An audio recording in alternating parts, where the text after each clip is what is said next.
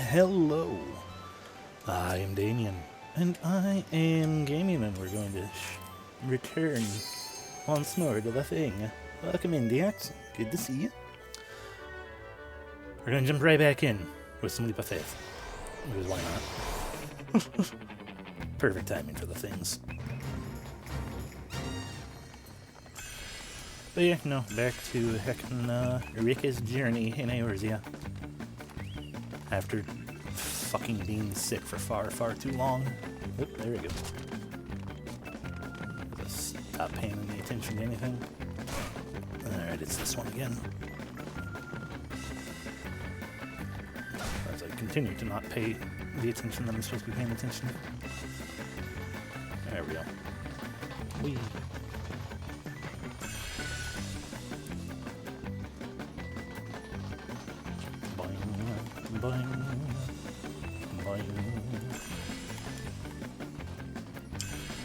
When last we left off, mostly we were learning to how to adventure. We had did do a task in which we visited the Cetacea damage. Cetacea. Like it's the Cetacea something, but my brain is farting on what that something is, just known as Cetacea. But we went there and cleared it out of some Parades, and in doing so learned that some Sahagin were also in the area being jerks. But it's fine, we took care of it. And then we went onto the Tantar Deepcroft, because some danger things were going on in there as well. Turned out there was people heckin' summoning forth void creatures, such as a Mind Flayer. Took care of that. I guess we'll just take the long walk.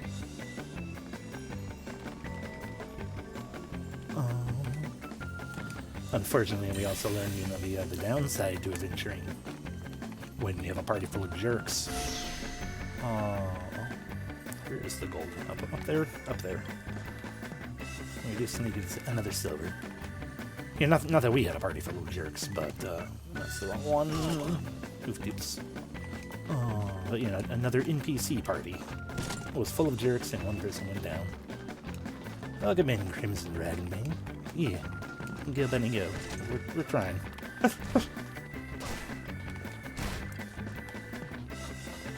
The next thing we'll be needing to do story-wise is, what do you call it? Talk, as it says right there, talk to Miss Momadi at the quicksand in Ul'dah, because there's something going on in there. Spoilers, it'll be a third dungeon.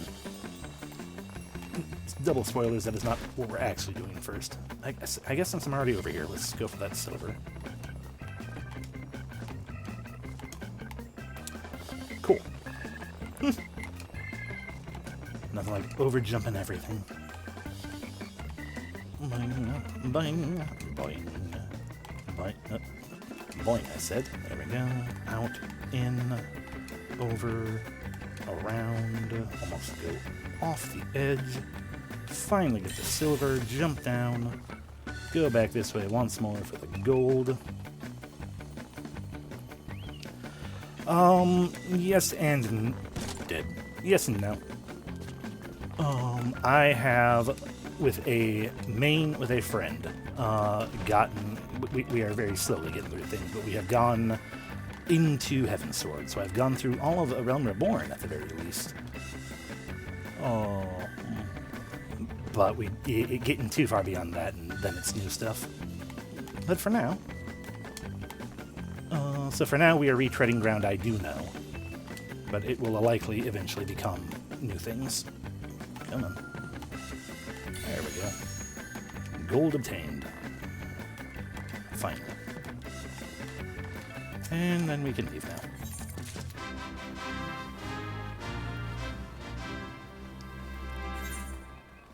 Hooray. Anyway, that was just because I like getting gold points. Ah, nice. Yeah. I hope you enjoy yours as well. However long it actually takes me to get to...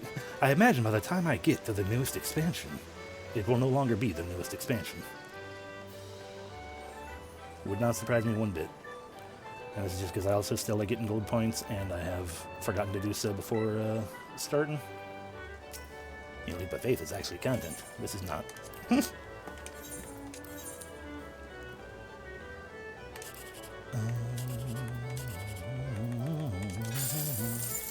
Tag. Followed by...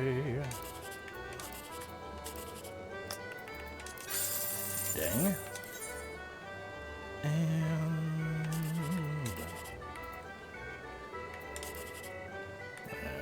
no, that doesn't... gamble. Okay, would the other gamble have paid off because it wouldn't have done me any good either way, but 8, 5, and 2, it's 15. Would have been slightly better to go for the other gamble. That's fine. Okay, we're done, except I have precious little inventory space right now. So I had noticed at one point I also had an empty card. We could go do that, or we won't worry about that right now. Alrighty, well thank you very much for stopping in. I appreciate it. You enjoy your dinner. Alrighty. So yeah, we're gonna heckin' now not go to Ul'dah. We could / should go to Ul'dah. We will not be going to Ul'dah. We will instead be going to Gridania. As I stretch.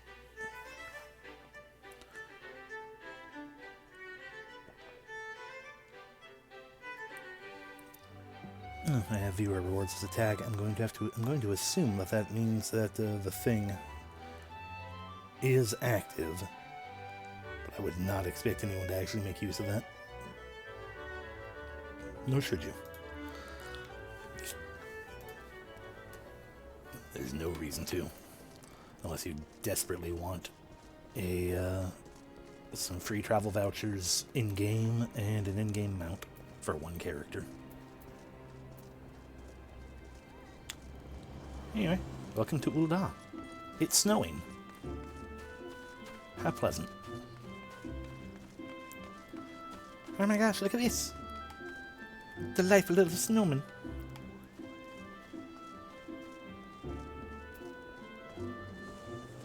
How many people? Hey, we'll talk to you for a moment. Broadening horizons. Tio Moi would grant you passage to the White Wolf Gate, through the White Wolf Gate. Rhjkkah, is it not? I've been following your exploits with great interest. You have served Ul'dah well, but I believe your greatest accomplishments are yet to come. It is with such great, lofty expectations that I would grant you passage beyond Gridania's own White Wolf Gate. Take this pass and show it to Rhjkkah, the gatekeeper. Gird yourself well for the battles to come, and I'm sure news of your deeds will reach me before long. This is just going to give us access to another area to leave via. This one over here.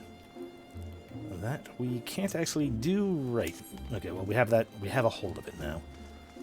Yeah, it is because we have we have classes that are far too high in other things.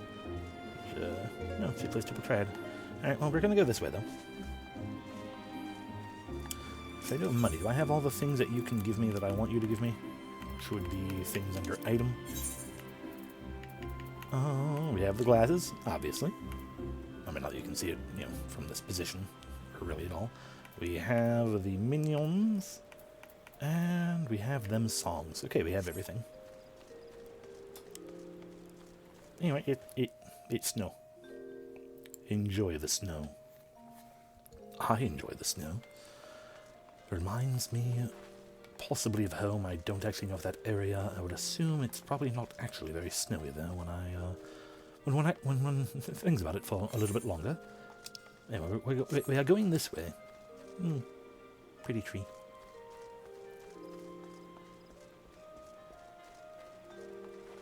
Anyway, it's festival time. The Festival of Starlight.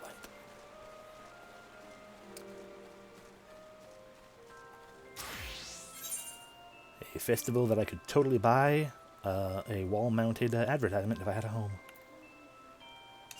We can buy some sunshine and some stardust. I don't know what they actually do. Let's see what they look like.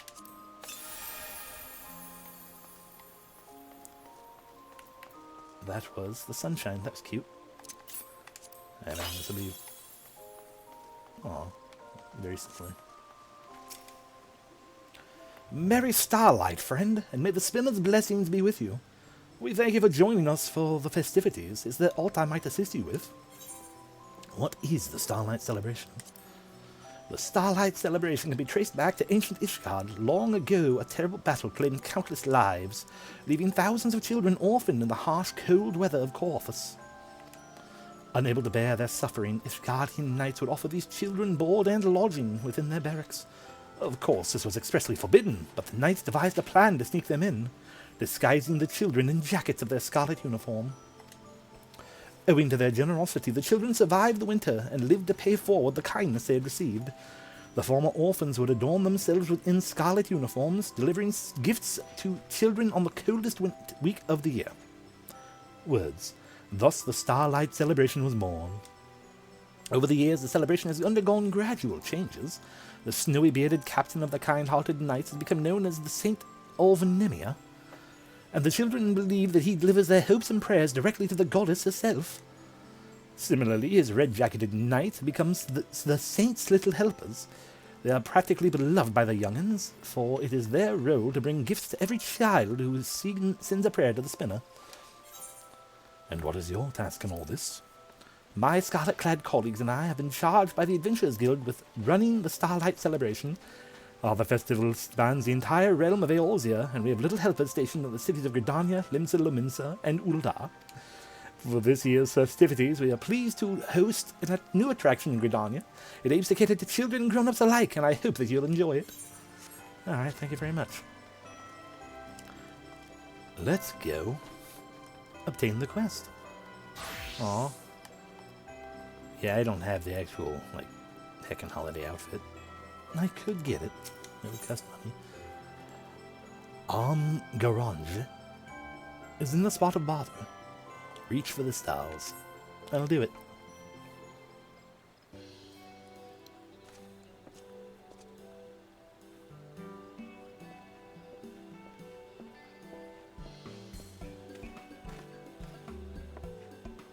Oh, greetings, adventurer, and happy starlight. I'm Garage. Garanji? Pronouncements of names. Starlight Celebrant. And you are Rhjkkah Starbringer, you say? A pleasure to make your acquaintance. If this is your first time attending the festivities, I should like to personally guide you on your way. But I'm afraid I'm rather overwhelmed with preparations at the moment. You see, this year we are hosting a new attraction in the form of a market called the Starlight Stalls. To that end, we have secured the kind cooperation of merchants and artisans across Gridania who will sell unique starlight-themed wares. The lights of the stalls are arranged to call to mind the stars above, and we are confident that grown-ups who will enjoy the market as much as the younglings. Or at least we would be, if we can finish setting up the stalls. The work doesn't seem to be progressing, and we are unable to open the market as scheduled.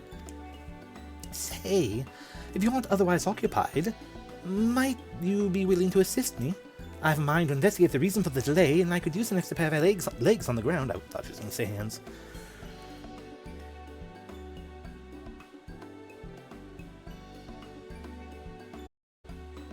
You might notice I am still not 100%. I'm at that 99 that I keep claiming that I'm at. I can at least do my inward laugh. That is just my natural laugh. But getting to the higher registers is harder than usual, all the more.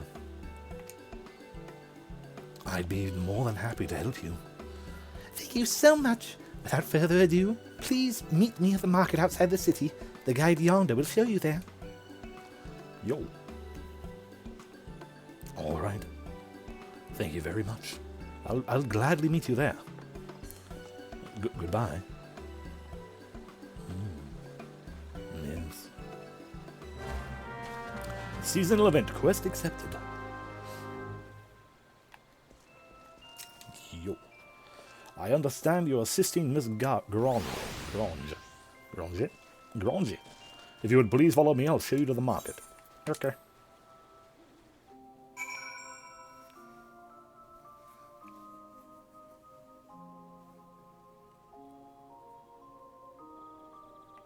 Hello.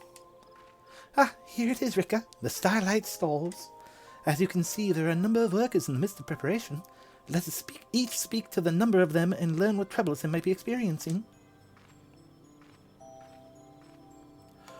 Alright, I will talk to Beanfield. Hello, Beanfield. Lending all my hand, are you?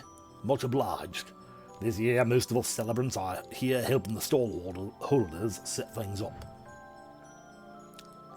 You have very large arms. Oh, that's because it don't do for them to close up the actual shops. They're spreading themselves thin for our sake, so it's only fair we give them as much support as we can. Even so, the work's taking a toll on everyone. We celebrants would do more, but we can't exactly push things along by ourselves. Yes, no, that does ring a bell, makes sense. Have you discovered anything? How fare you with the preparations? I see. Hello, Finn worker. You're with the celebrants? Apologies, we'll be ready soon. It's just we're not accustomed to running an open-air stall, much less when it's so cold. Okay, so you're cold.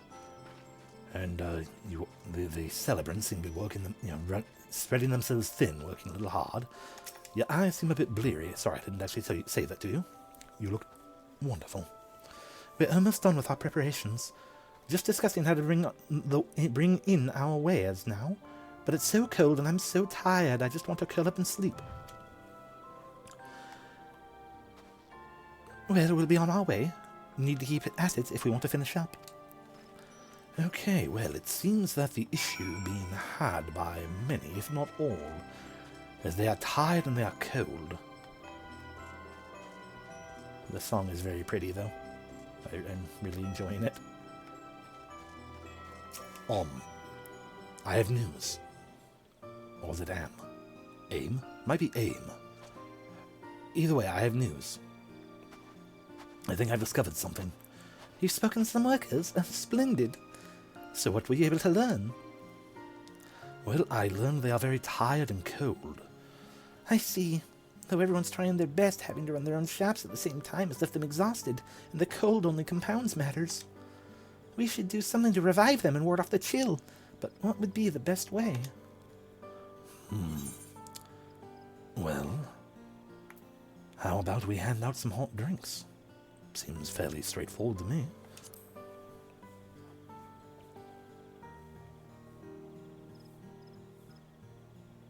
A splendid idea! Oh, that is bound to lift everyone's spirits. Yes, indeed. Excuse us. Hello, Miss Garangi. Hello, Mr. Adventurer. My name is Sauline, and my friend here is Tenny. The Starlight Celebration is our favorite time of year.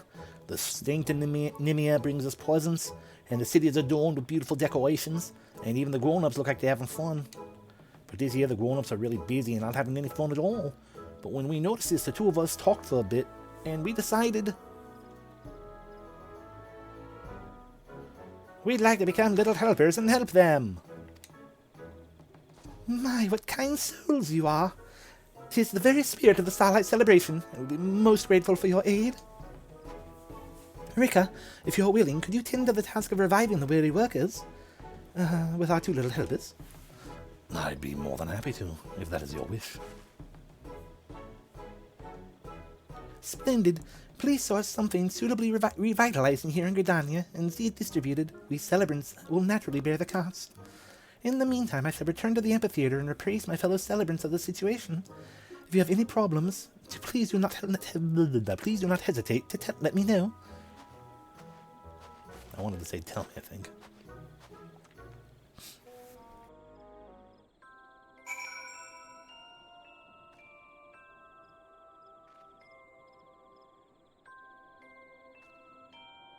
Okay, sorry about that. Hooray! We had helped Miss Gridania. Sauline and I will do our best. Excellent. We have completed the quest. We can go home now. I mean, we have another part. Sauline is fair champing at the bit to get started. Thank you for using the correct word. It is so wonderful to see. It's a bit of a pet peeve of mine. Mostly because most people don't actually know.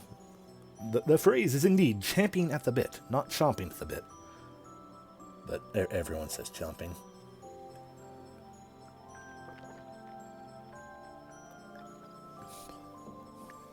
But it's champing. It's champing at the bit. If truth be told, we were eavesdropping when Miss Garangi first asked you to help. We really wanted to become helpers, you see. So we knew that the grown-ups were cold and tired, and we know just the thing for it. That's right. A hot and sweet drink like you suggested. It warmed me up from my tummy to my fingertips, and that's how it goes. And that's how I get through the winters in Gridania, even though I'm from older. So come on, let's go to the Carline Canopy and ask Meown about a drink. As my voice cracks and breaks all over the place because of this heckin' sick. Hey, wait.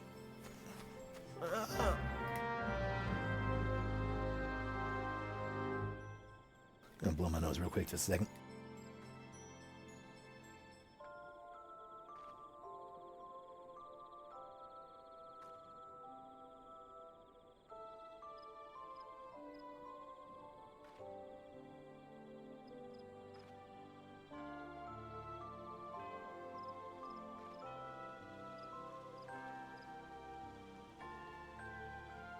Alrighty, let's see how this goes. Here we go. Here we go now. Yeah, we need to leave. I don't remember where to... Okay, there. I do not remember where the leaving area is. Just run to it. Sprint our way to the exit.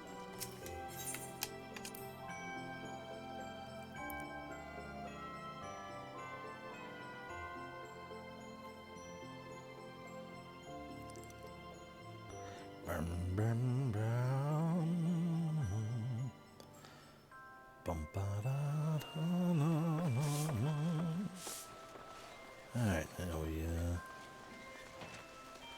scooch around over here, use the Ethernet to heckin' head to the Roost. The Roost. The Roost is not on fire, but it should be where we can warm up and find a nice hot drink.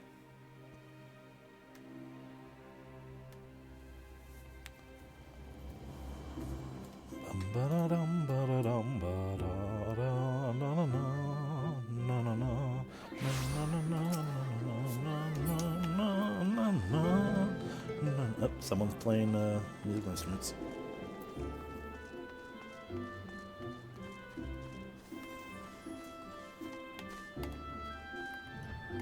Look at this snowman poster. It's cute. Timmy, I'm here. Oh, there you are, mister.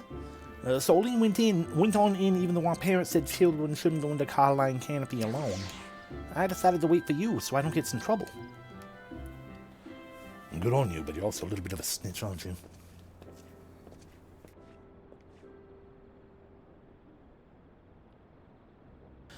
Young Solene has explained everything. He was to serve drinks to the folks setting up the Starlight stalls, yes?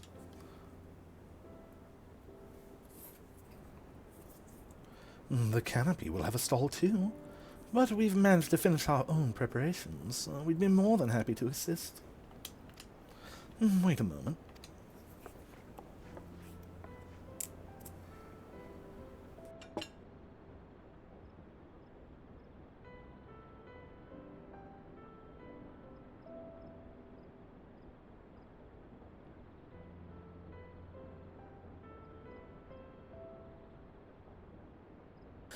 Sorry, just trying to get things cleared up for a second.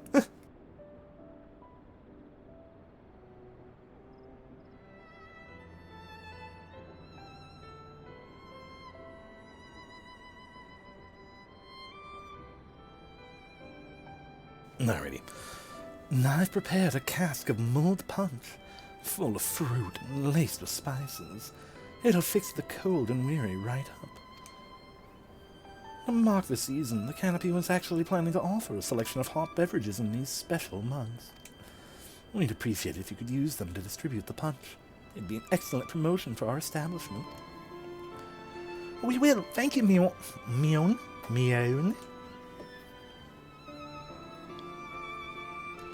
The cask is too heavy for little ones, but it shouldn't be a problem for strapping adventurers such as yourself, yes? Of course not. I should be more than happy to carry it. Ho, ho, ho! To you who toil to make the Starlight celebration wonderful, I would present a gift. Ah, it's you, Saint of Nemia. Nudge, nudge, wink, wink. I chanced to be passing by when I heard your conversation. I bid you follow me, my hard-working little helpers. Freaking... I've got like a weird bump on my nail a little bit, and it's driving me crazy. Because I have a tendency to pick at my nails, and that's no good. I try to keep them nice and smooth. So it's just distracting me. Okay, I think we got it this time. A Starlight Chocobo! And it's got a basket and cask!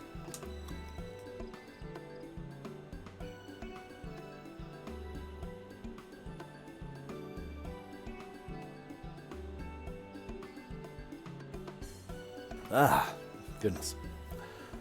Oh, it is an excellent idea, indeed, to provide mulled punch to the cold and weary workers in the Starlight stalls. To help you with your task, I took the liberty of borrowing the Chocobo from the stables and attired the fellow in a manner befitting the occasion. Go forth, little helpers, and together restore warmth and cheer to those in need. Yes, sir. My, what a spirited bear you are. If you would come with me, I shall see that you look the part as well.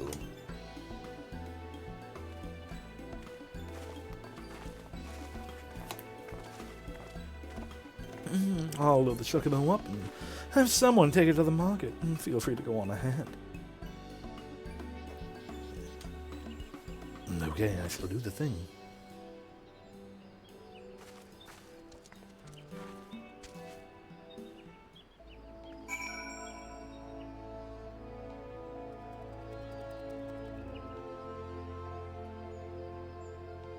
Okay, I think I finally got that spur off my nail. You know, not that I should be living and distracting as I am, but... Boy. I'm not having fun. Even though it is.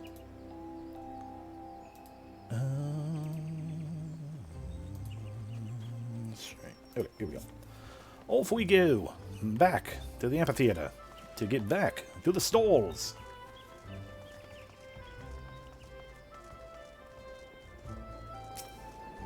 Ba ba da ba.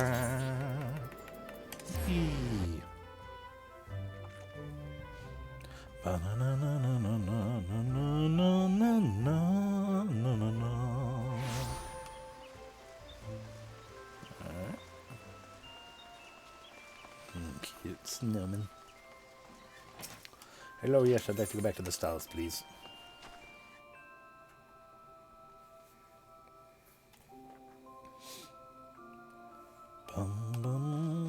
Aww. They got cute little outfits now. Look at our clothes, mister. Great, aren't they?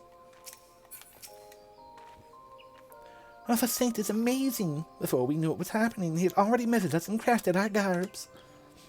A person from the Carline Canopy also brought the Chocobo, so everything is set. Right, let's split up and hand out the punch while it's still hot. We already got some mugs to take around, so we'll leave the Chocobo to you. We'll meet up again when we're finished.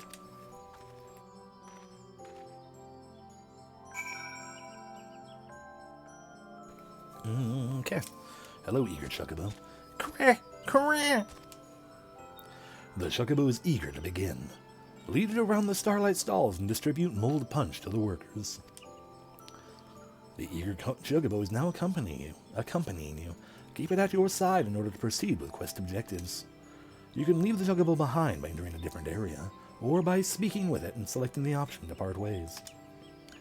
If you wish to have the Chocobo accompany you again, return and speak with it at the original location. Which is everything to say, let's go talk to Beanfield. Hey, Beanfield. I thought Orm went back to town. Is everything all right? Yes, we have some mulled punch for you.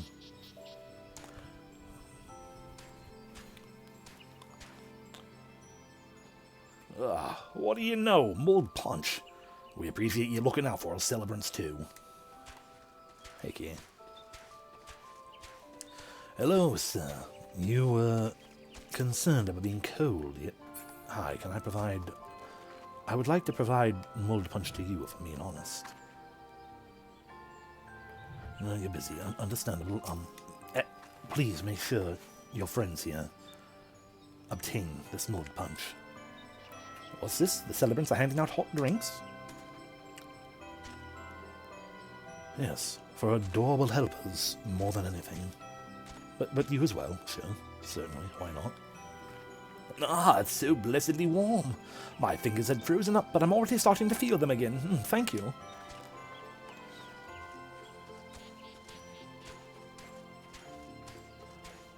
And, of course, the guild worker of the Botanist Guild here. Yeah, I thought I saw a pair of children handing out something. You're with them, aren't you? Yes, we have mulled punch here. The secret of the punch is wine. Oh, mulled punch. This is just what we needed to see us through our preparation. We'll enjoy it together, thank you.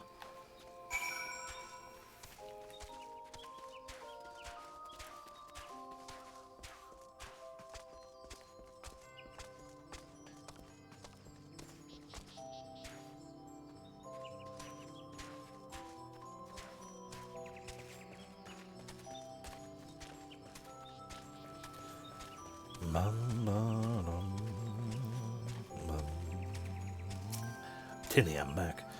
Thank you for your hard work.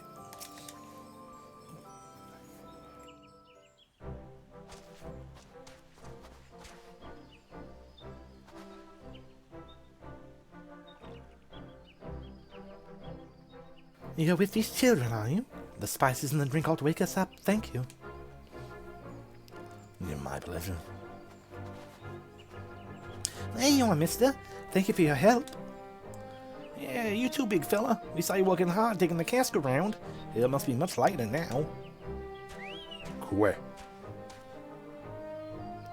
Oh, we just finished handing out the punch ourselves. Everyone was really happy.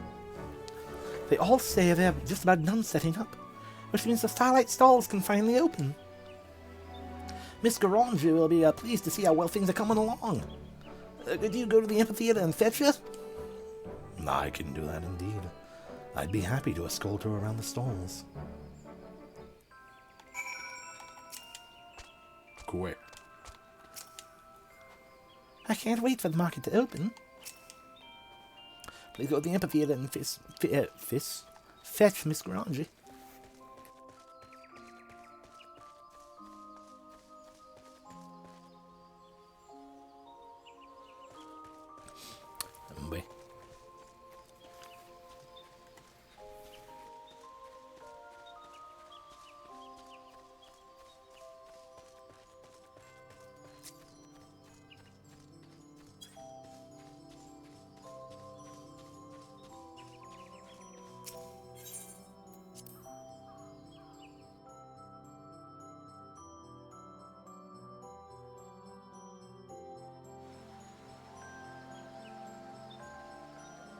Okay. Well, that should help me for a little while longer. Here we go. It's you, Rhjkkah. I've assigned celebrants to assist the stall holders in transporting wares. This should help ease the burdens. Now then, how are you and the children faring in your efforts? Well, in actuality, we're pretty much done. The mulled punch worked wonders, and everyone has just about finished setting up. Oh, marvellous. I shall head to the venue at once.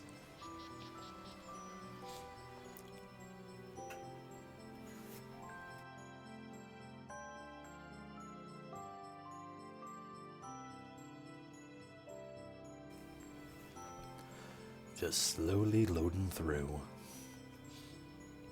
It's what we do. Everything heckin' slow all the time for some reason.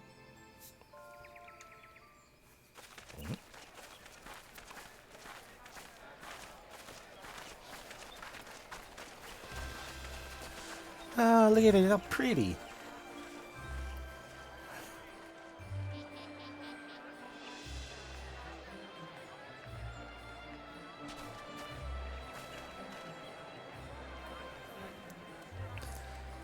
Heckin' pretty holiday styles, aw. Cute reindeer.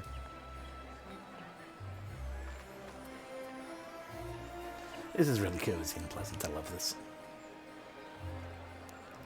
Oh, what a relief that the market is opening as planned. Has opened as planned. And by all accounts, it's in no small part thanks to the mulled punch you served. I am truly grateful to all of you. Of course. My pleasure. I think the fellow's saying you're welcome.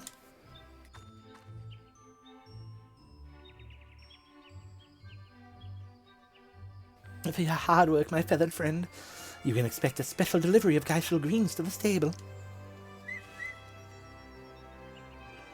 Helping out was lots of fun. I hope we can do it again.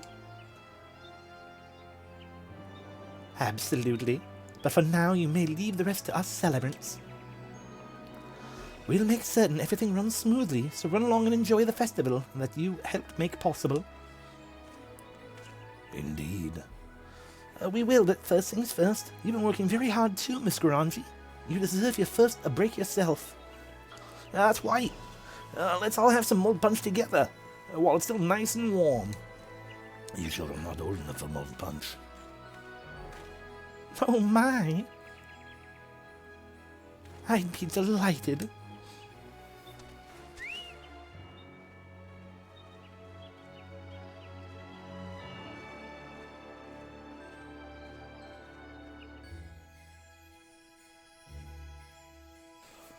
Boy. Huzzah. Oh, hi. Huzzah. There she is. Allow me to thank you again, Rhjkkah. It's because of your kind assistance that we are now able to hold the market. By the by, after Soline and Tenny went off, I went to return our trusty Chocobo assistant to the stables. And when I removed his body, a note came tumbling out. It reads, to our not-so-little helper Rhjkkah, who helped little ones do big things, I present this gift of my own crafting. It seems clear the saint intended for you to have the barding, so do take it with you. You have more than all earned it. Now then, you're doubtless keen to explore the stalls, so I won't keep you any longer. While the celebrations continue, the guide will show you here whenever you like, so please enjoy yourself to the fullest. Hooray! We have completed our seasonal event. The warmth has spread, as has the cheer. The vendors in the Starlight stalls are now open for business. Punch in every stall has been unlocked. So now we have Starlight Kinder's Punch. A thing we could put down on a table that lets us use it 10 times for a meal benefit. We also have some barding here. A suit of Chocobo armor designed and crafted by the Saint of Nemia himself in order to help spread warmth and cheer at the Starlight stalls. If only we had a Chocobo. Oh well, that's never gonna happen.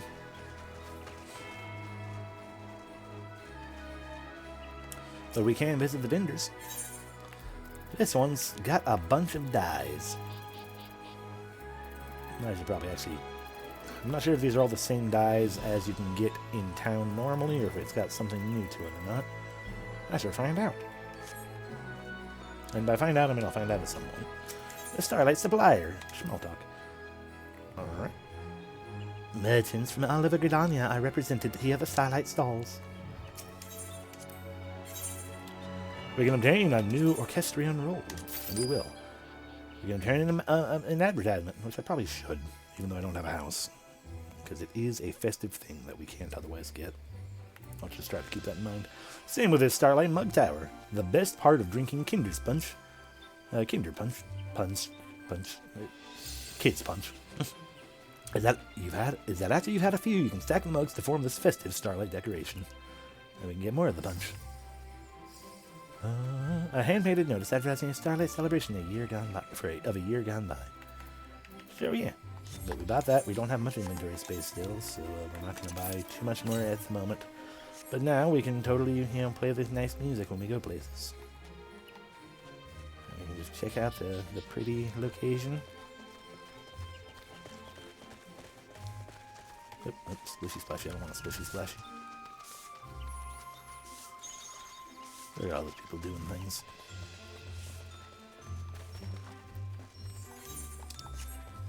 I think technically those are the only two actual, like, visitable stalls here. Hey, big old tree. Rhjkkah butt. Rhjkkah butt next to the big old tree. And that wasn't.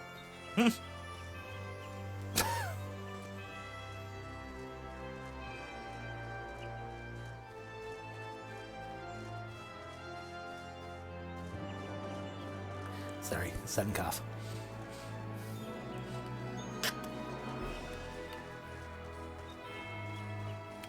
Sparkly things. The Saint of Nimia himself. Oh, I'm glad to see one and all enjoy themselves. That's the big, actually fancy tree. A very terrifying snowman that I can absolutely get inside of.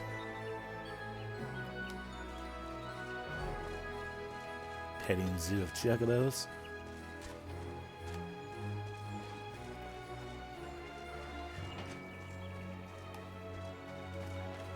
A big old tree event area again. Yeah, I'm not seeing any other visitable stall. Oh, no, here's a food vendor. We can get some basic ass food. What fun.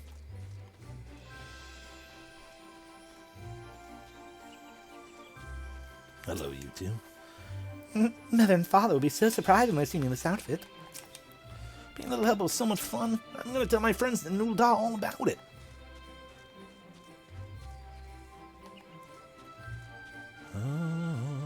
Alright, that's everything here. And so that is this year's Starlight Celebration.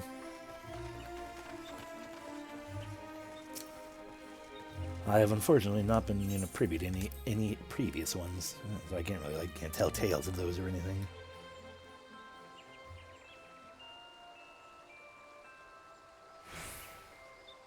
But it does mean we can now finally head to Rhjkkah. Alright.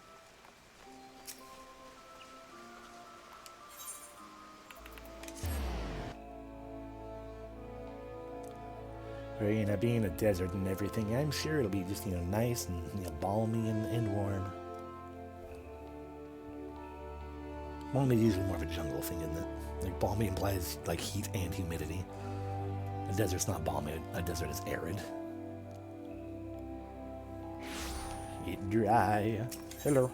I'd like to go to Rhjkkah. Yes, please. Thank you. Going to Rhjkkah's a place that we will be going to. And now we're here.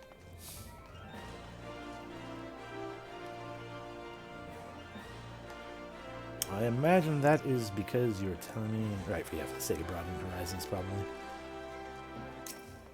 I could go to the place and do the thing. The Ruby Road Exchange instead.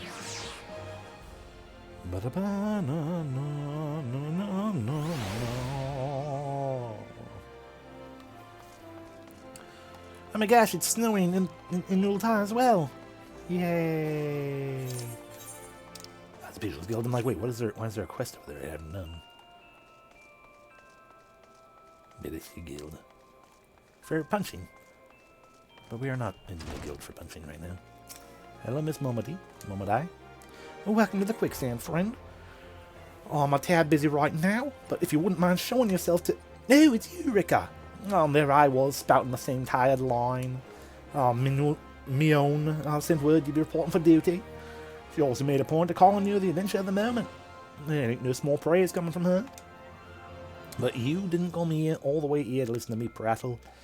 Doubtless you're eager to get started, so let's talk business, shall we? Yeah. Into the copper helm. Momody is waiting to brief you on your task.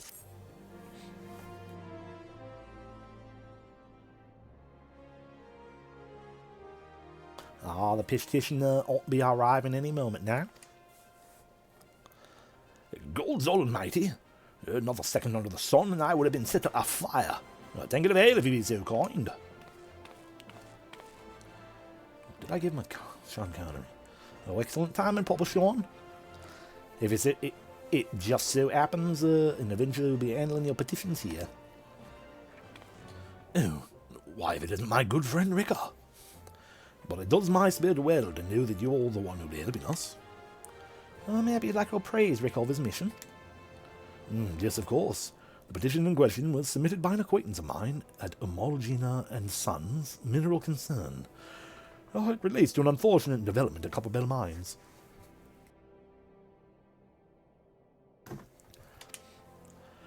To be plain, giants have seized control of the place.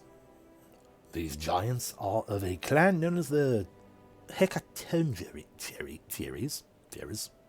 Fearsome creatures who were sealed within the deepest depths of the mines in the bygone Thorn dynasty. Alas, it seems that they've managed to break through the layer of rock which served to imprison them, and now prowl the tunnels where the miners ply their trade. The creatures are justifiably angry at their treatment at the hands of our ancestors, and their presence has forced the suspension of all mining activity on the site. It's no wonder they're angry. Didn't the Thorn dynasty come to an end over 300 years ago? You know your history well, my lady.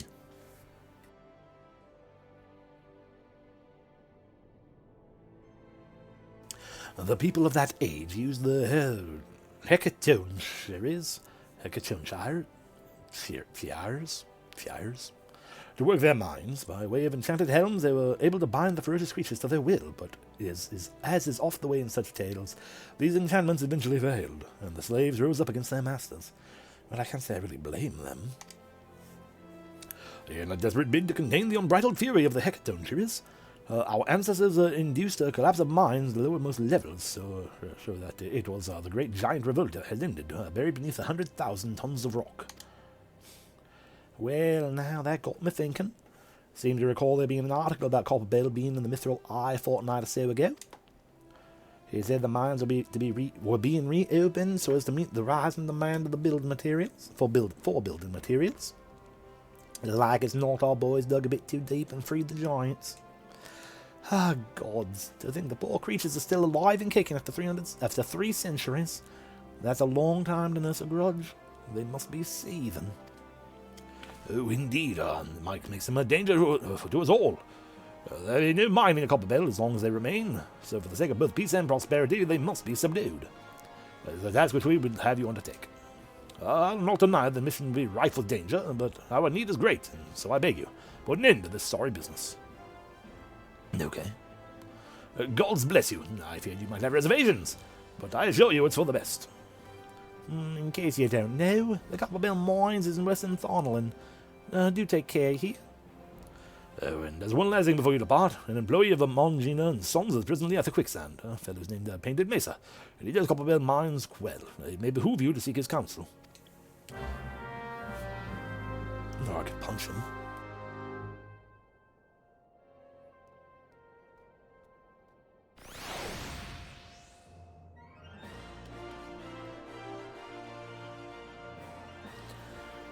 Get all this stuff cleared out. You're looking for Painted Mesa? You found him. So you're the adventurer who volunteered to deal with the mess down in Copperbell, are you? You got guts, mate. I just hope you have the skill to go with them, because things ain't pretty down there. The Rhjkkah have left the place in a right state, and nearly a week after mining resumed. I don't know if you know this, but Copperbell was old when the second Old dynasty was still young, and it was abandoned centuries ago. If it hadn't been for the shortage of materials needed for the rebuilding effort, the concern would never have thought to reopen it. We know full well about the giants beforehand. But the projects went ahead anyway. I mean, nothing could possibly survive being buried under mountains worth of rock for 3 centuries, right? Wrong. Our miners dug up more than they'd bargained for. One swing of the pickaxe too many, and they found themselves in the colony of giants. Unless we can subdue them, the nation's glorious recovery will grind to a halt for want of aught to build with. Stone torches are keeping watch over the entrance in case the giants fancy some sunlight and fresh air. One of them will be able to show you the way in. Hope the nation's resting on you, friend. Best of luck. Hooray. And so, what we are being told is we need to go to Western Thornland. There's a chugboat right here. We can just chugboat our way to Horizon and jump off early, can't we? It would be cheaper. Hooray!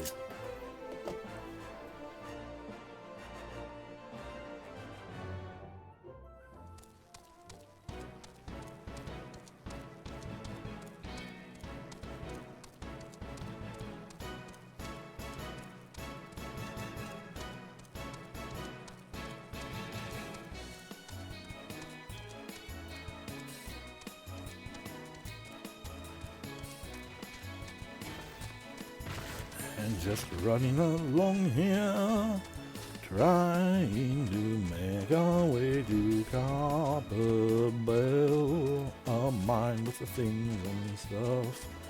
It is a mining... Oh no, a fate. The short-handed brass blades desperately seek aid in ridding the area of deadly Pisces, who, without any predators save man, continue to multiply at an alarming rate.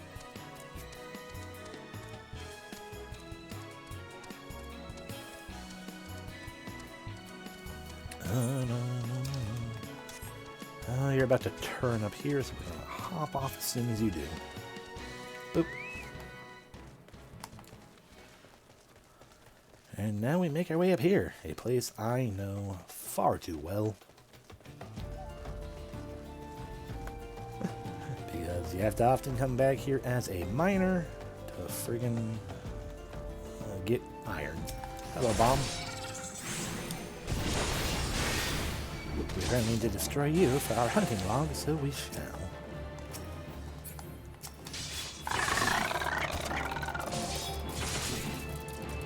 Hello there, the copper goblin.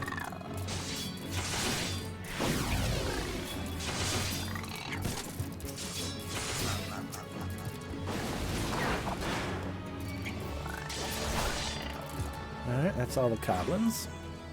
Heck yeah. Now we'll just go take care of these two bombs over here. There we go.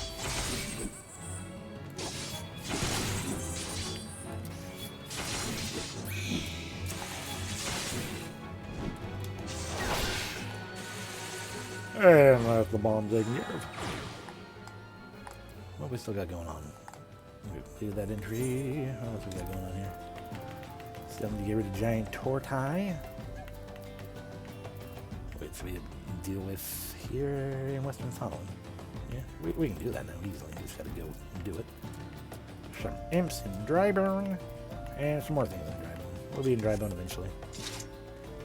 Hello, Stone Torch. There's been an incident. Yes, Heavy Helmet. There's been an incident inside Copper Mine. We're here to ensure that its effects are contained. But for your safety, I suggest you stay well away from here. What? You're the Avenger volunteered to quell the Hecatontures?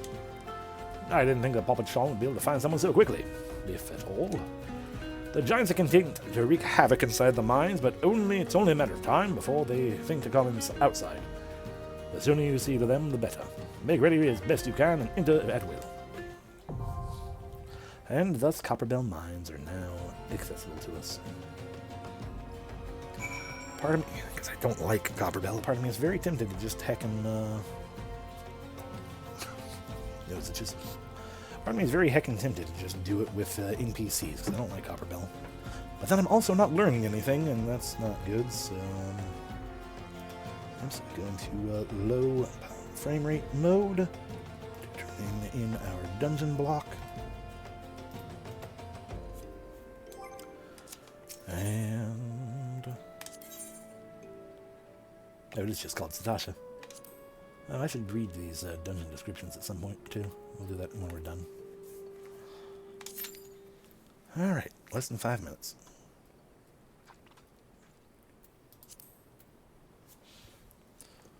Yep.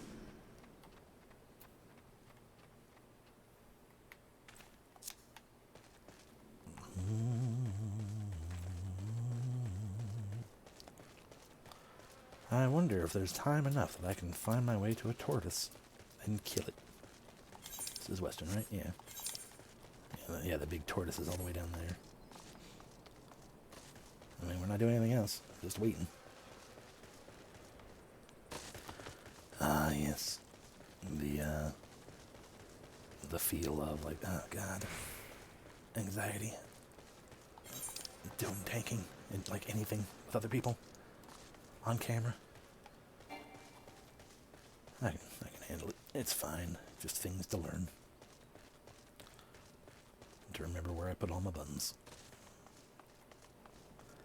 However, but at least you can't do a lot of... I don't have to feel as bad about not knowing how to... not necessarily not knowing how to, but not being skilled in tanking. Because there's a lot of start and stop in it.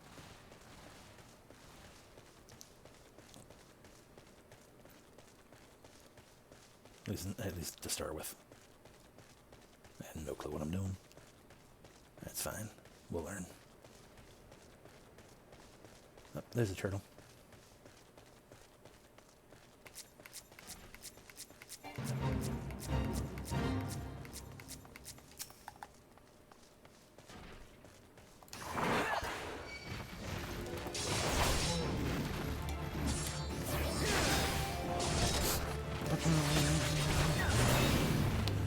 One turtle down. Oh, I see another one.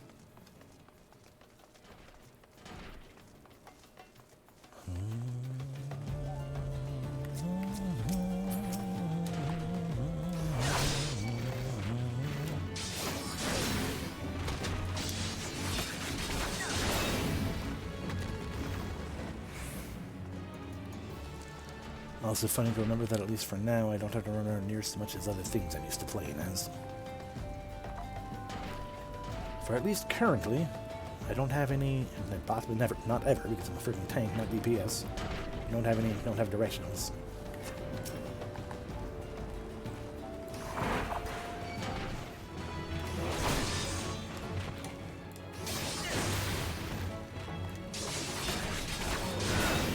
Cool. We have completed the hunting log. I mean, that portion of it, at least. All the ones that we have left require us to go to Dryburn. So let's go back to the mine. I'm gonna put our sword there.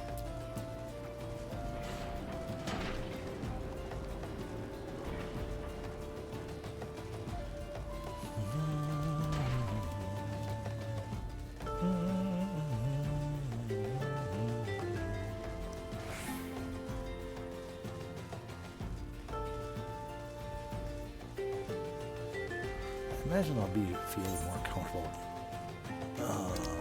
tanking in trials than in dungeons. But whatever. Let's go up this way. Hooray! That's... Nope.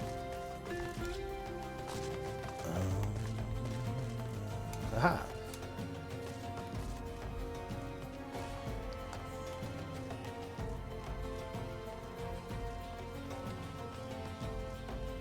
Alrighty, supposedly we'll have a group in a minute. Or less than a minute, technically.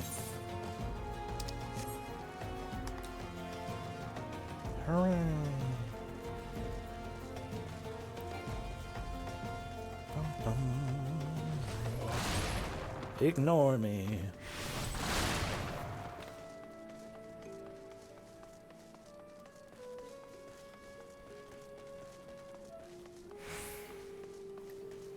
If I recall correctly as well, this will be our last dungeon for a little bit. Like you get 3 dungeons as your introduction to dungeons, and then the story takes you elsewhere for a while.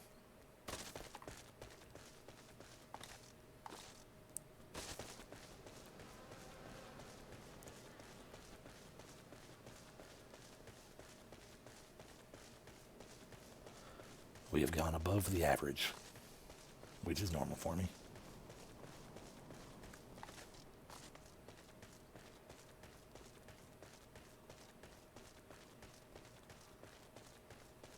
I should really just leave that block up and just figure out a different thing to put in it instead of dungeon in progress. Then I wouldn't have to keep turning it back on and off and everything. Well.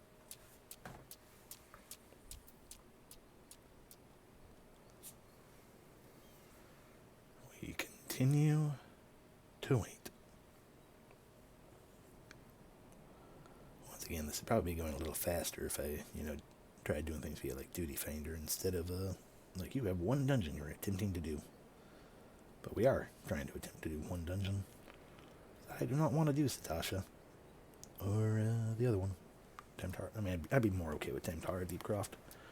But, either way, we'd want to make progress with this.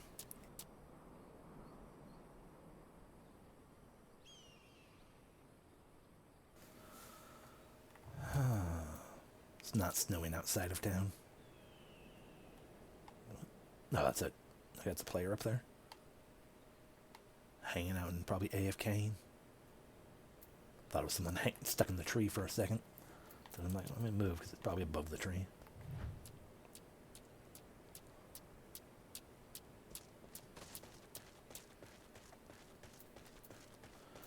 Running around at the speed of not sound at all, but we're making noise as we move.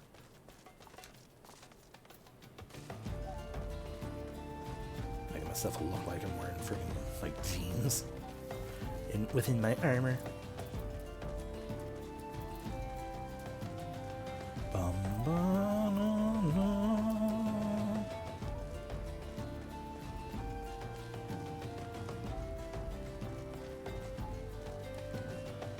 Man, over 7 minutes now.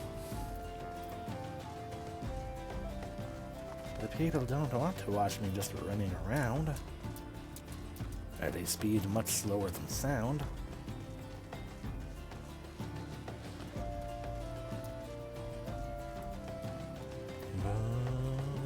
I'll be glad when we're done with the dungeons for a little while.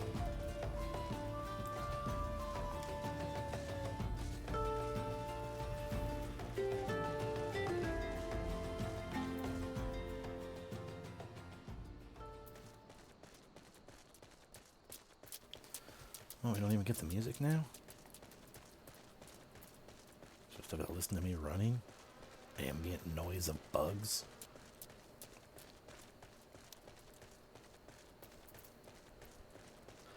You know what? I will give it one more minute, and if it doesn't work out, we're going to back out and go with NPCs. It'll be lame, it'll take longer as well. But, whatever.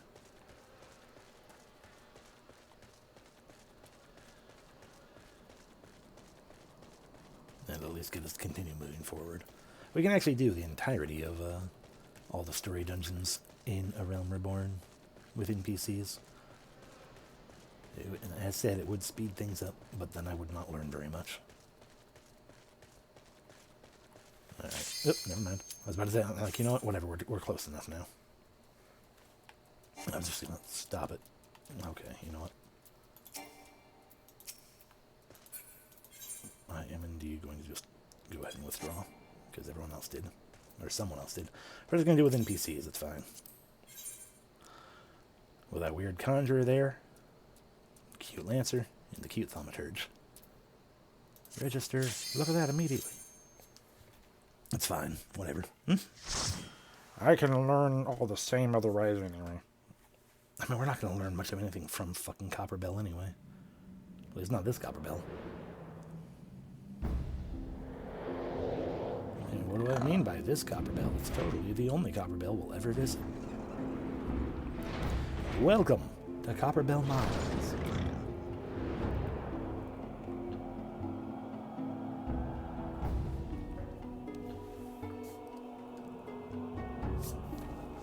Alright, we get an Eager Lancer, Eager Conjurer, and Eager Thaumaturge. Let me turn the tanking stance back on.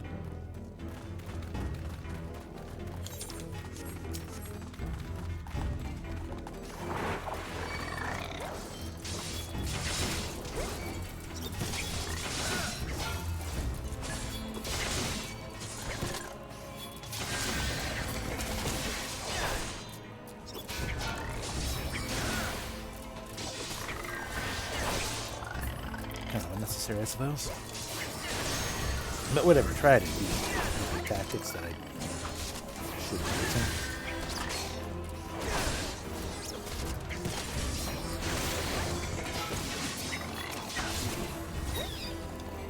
Alrighty. So the big thing here is stuff is going to drop stuff. And they did in the last dungeon too. Use the tiny key to open. Everyone, get upon the lift. Yeah, they're not gonna. It's fine, they'll teleport. They're NPCs.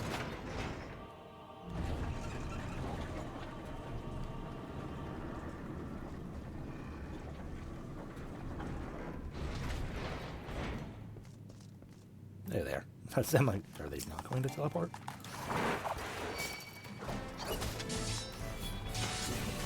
It's a big problem. Come on. Big problem with the NPCs is that you can't take on nearly as much as you could with a...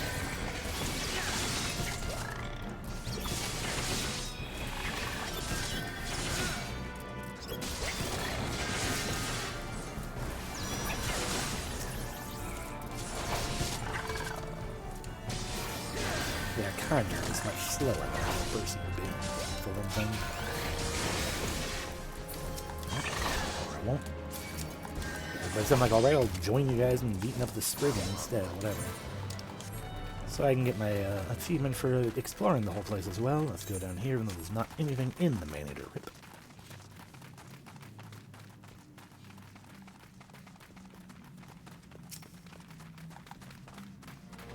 Oh my god! A Hecatoncher. I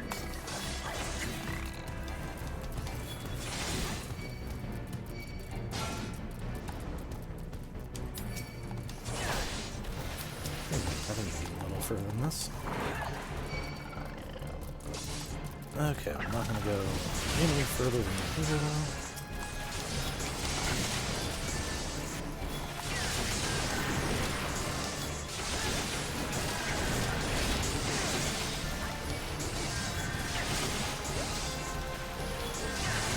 Work faster, Conjurer.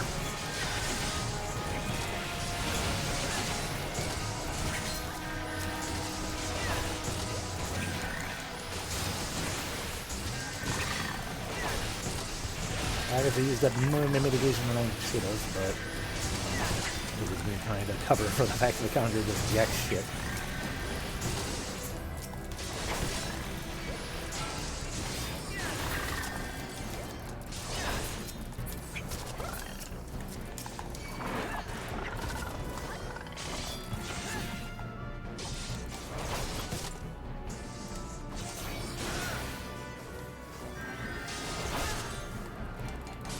Come on. I have to fucking move faster so I can like move and kill you at the same time.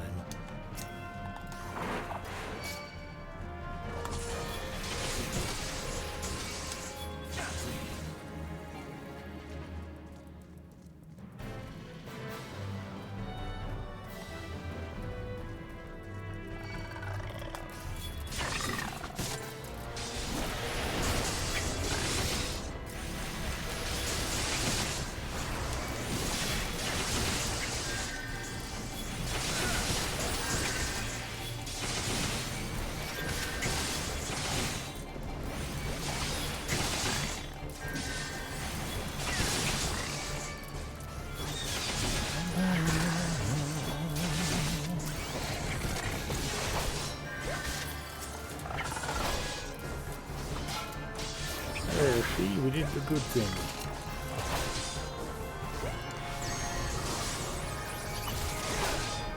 There they are. Like, where the hell is our thaumaturge?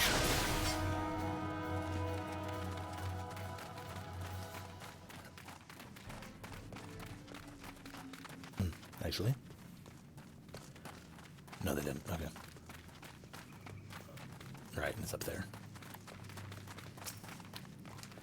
So the whole thing going on here, you gotta get some fire sand, and some more fire sand, and then with your 12 ounces of fire sand, blast it. Hell yeah. Alrighty, time to fight Kotos.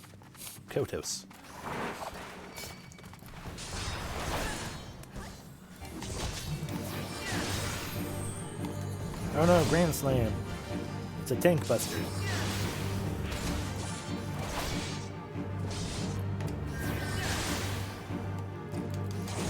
That's more of an issue.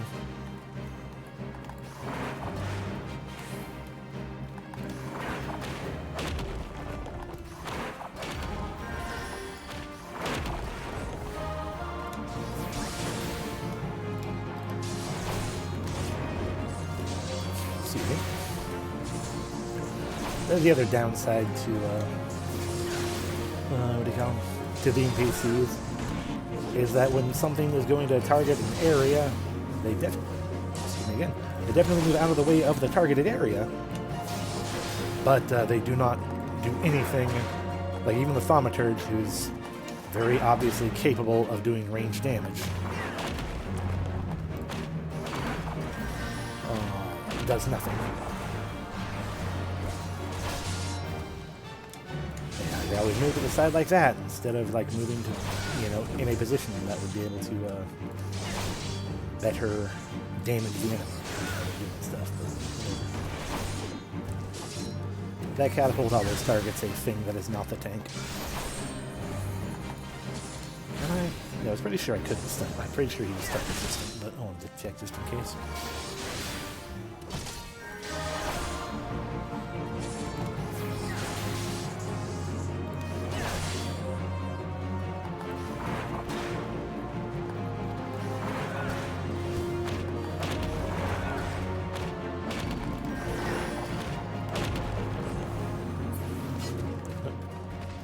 He did.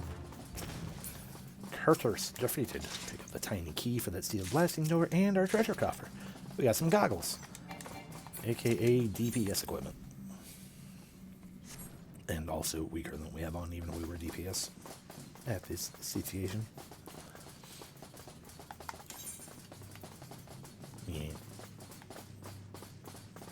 but goggles. A helm item that I could actually visibly wear as a bunny boy.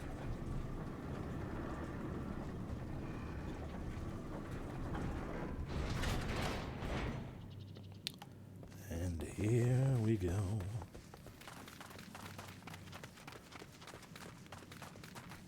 Looks like we need more fire sand, says the eager lancer.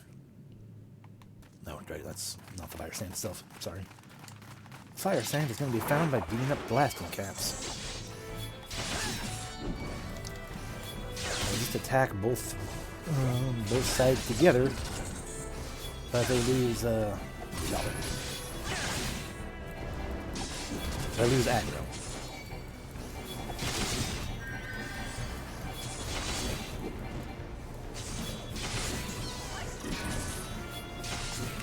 The errant soul is dead.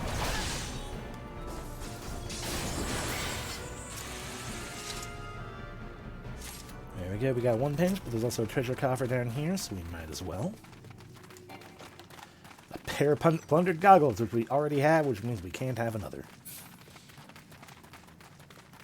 Of all the equipment that we could have potentially gotten, even though we wouldn't wear any of it, it just had to be the exact same goggles.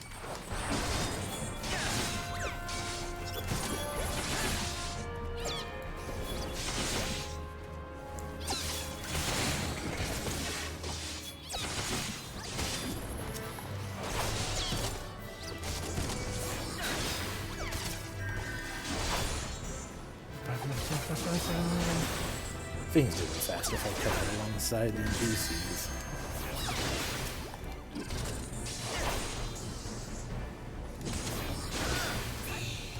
There's a second 6-ounce pinch. Feels like a huge pinch to be 6 ounces. Blasting powder used to clear tunnels in mines, though 6 ounces is not nearly enough to cause any real damage. There we go.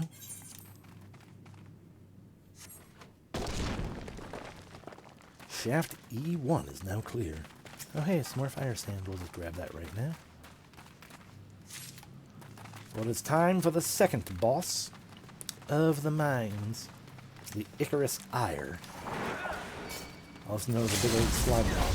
Oh, they're using limited. Good job.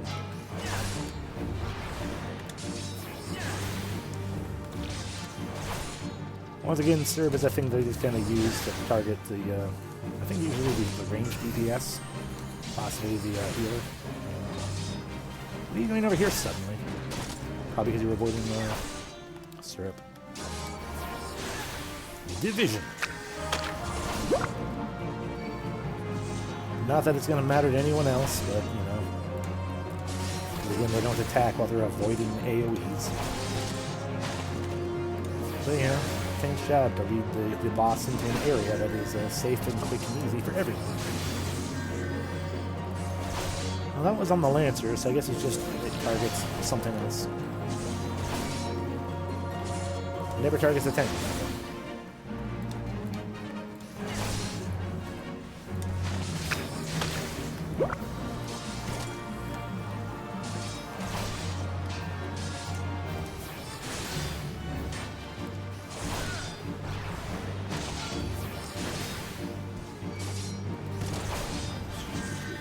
Here, that way the Lancer gets a little bit more fun going on, or that we'll divide again.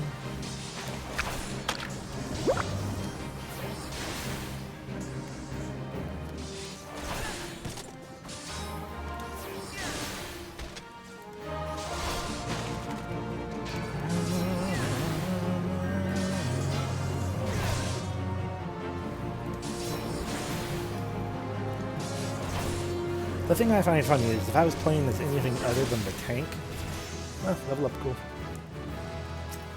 Like if I was, you know, the DPS or the healer, they always pick a Marauder for the others. That was an Alkalite skirt, which I believe is the magic item. Yeah, so we can't even wear it. But yeah, look at that. Not bad. You can't even tell. But yeah, disciples of magic only. Healers and ranged magical DPS only. Boom. Alrighty, and in here there are a bunch of big enemies. We're just going to kind of skirt around most of them. There's not really any point in trying to fight all of them.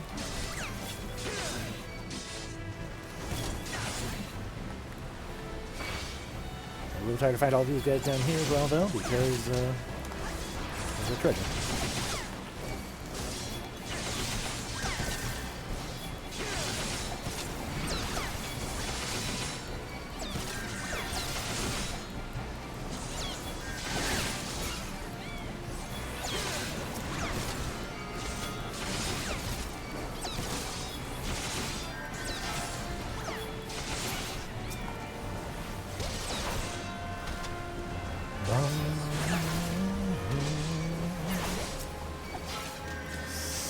Smack. Smack. And good. Give me treasure. A plundered cane, a weapon for white mages.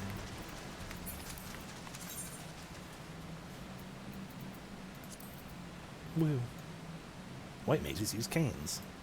It's a decently cool looking one.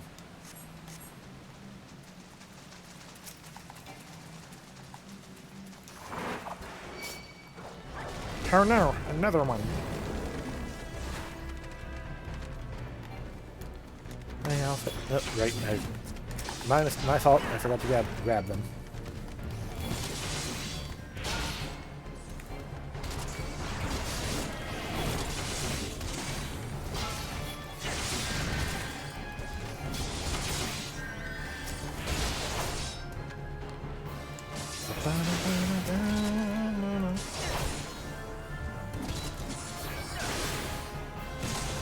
Happy in the gods.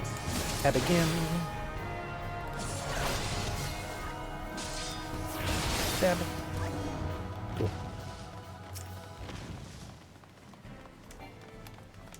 And we get a plundered cuirass. That we actually can wear. It's specifically for us, but it is weaker than what we currently have on. Because what we currently have on is built for like a level 20 or something. Yeah. So that probably looks cool. Looks okay. Oh, you can dye it now. Neat. I don't think you used to be able to dye the plundered items. I mean, you can't have the goggles. That could be more about the fact that they're, you know, goggles.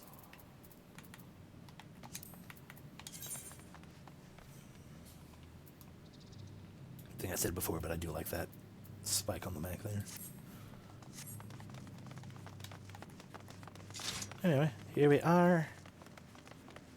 It's mapping the realm Copperbell mines. Slaves no more. Free! Free!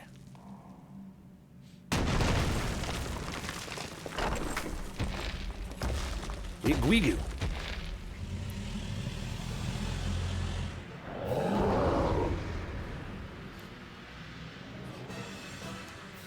Masters must pay. Masters must die. Never again. Never. Yeah. Gagus the Great. Also known as Guigu.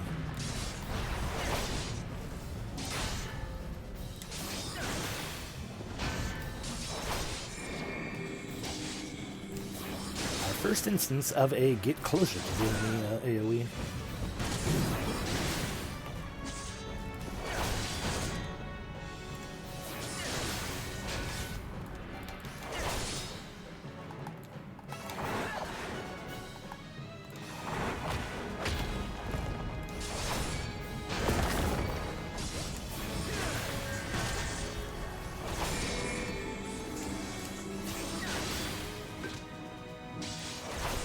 Good job on you, Conjurer, for doing a bop.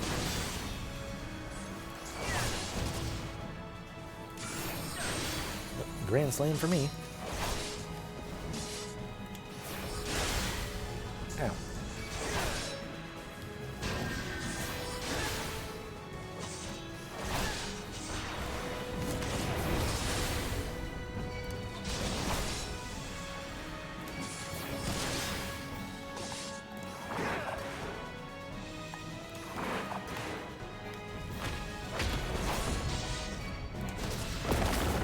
Flash, even though it's not called Flash, but Provoke.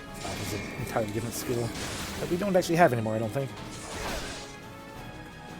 I believe that is a paladin skill of olden days.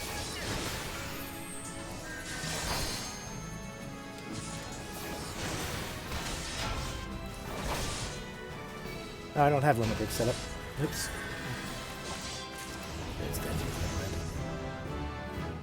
Never know.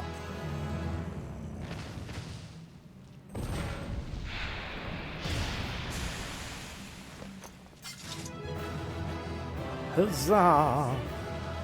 Yes, I've done it. I was gonna do a limit break. Not that I should ever, you know, as a tank, more often than not in most situations. I know there are a couple. Right there. I know there are a couple. There's like one or two that I don't know which ones they are, but generally speaking, the limit break is for the DPS to use. A handful, you know, a small number of situations where you know you might have the tank use it or whatnot for a specific enemy's situation, but by and large, no, do not. Then we can now get back to Ul'dah. I mean, I guess we can at least remove where you're talking like, hey, I got a dungeon in progress, because I don't. I don't at all. Ever. Anyway, out of low FPS mode.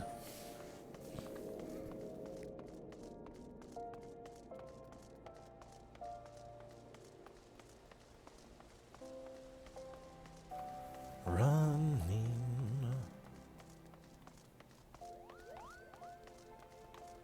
Did I already beat your button at Triple Trad? Apparently. Oh, yeah, I already got... Yeah, your 2 garbage cards. Okay. Fair enough, friend.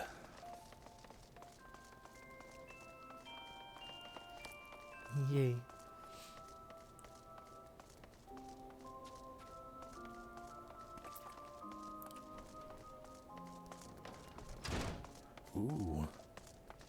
Got an instance going on with the painted mesa here.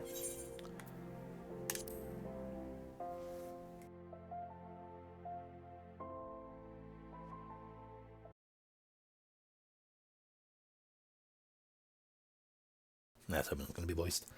Ah, the conqueror Copperbell returns.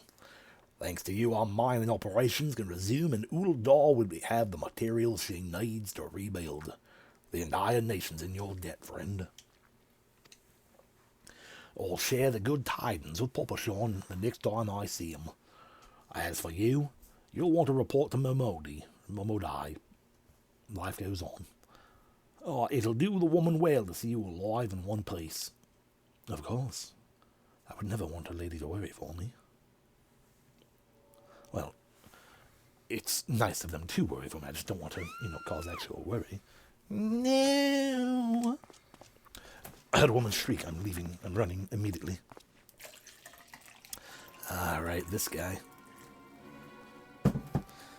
Shut your mouth, you thieving swine. You stole from me. Don't even think to deny it. Please, sir, I didn't steal nothing. Yeah. I bought this, paid for it with my own coin. Ah, damn voice. Damn throat. Damn illness. What rot. You refugees are all the same. Couldn't afford maggoty mole meat, much less a choice cut of dodo.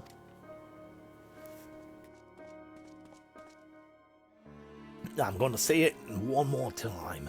Get back what you stole, and I'll make you wish you never stepped foot in this town. By rights, I should turn you over to the brass blades, help keep the streets safe for law-abiding citizens. But I'm a reasonable man. If you agree to serve me in whatever capacity I require, the authorities needn't hear of your crime. Oh, I cannot let this stand.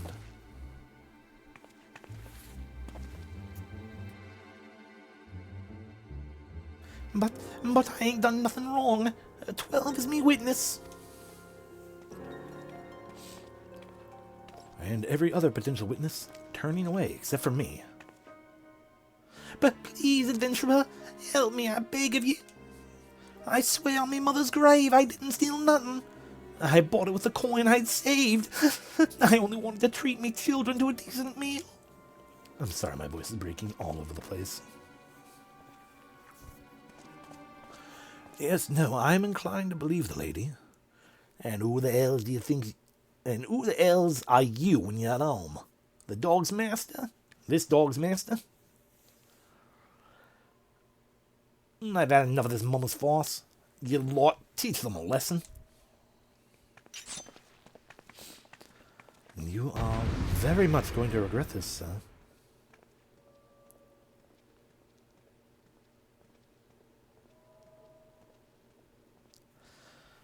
Let me show you what a champion of the blood... I mean, not an actual champion. Let me show you what a rising star of the blood sands can do. Belch. Yeah, I'll take care of this. The rest of you can watch. Featherfoot, another ability that does not exist anymore. Not bad for an adventurer. Ugh, I should have stopped at the 7th ale. Stop bloody gawping at me and give me a hand, will you? Ah, here come the rest of you, huh?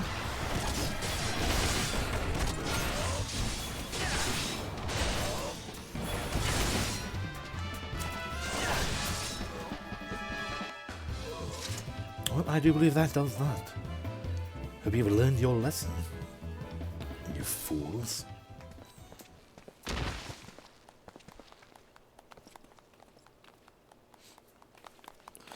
I ain't getting played enough of this. That's a lot of said bloody in there somewhere. Hey, where the hell do you think you're going?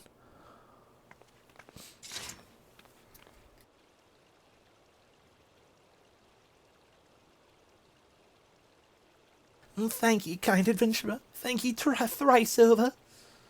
Not at all, as long as...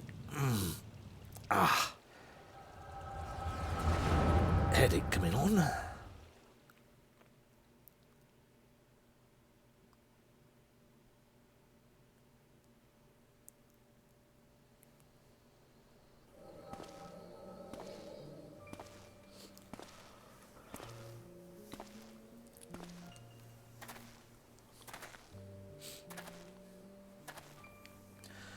I'd swear there were more refugees than when I last looked. And you wouldn't be mistaken. But it's been 5 years since the calamity. Why are they only coming here now? It's simple, really. While a number of hamlets survived the immediate aftermath of the calamity, many were no longer able to support their communities. The residents found the lands had either been rendered barren or cut off from trade routes, and problems like those aren't easily solved. Though they tried to make the best of it, it was only a matter of time before they were forced to abandon their homes and seek a new life in the city. I see. But the calamity affected the whole realm, didn't it? Is the same thing happening in other cities? If the talk is true, then yes. Though perhaps our situation is more pronounced.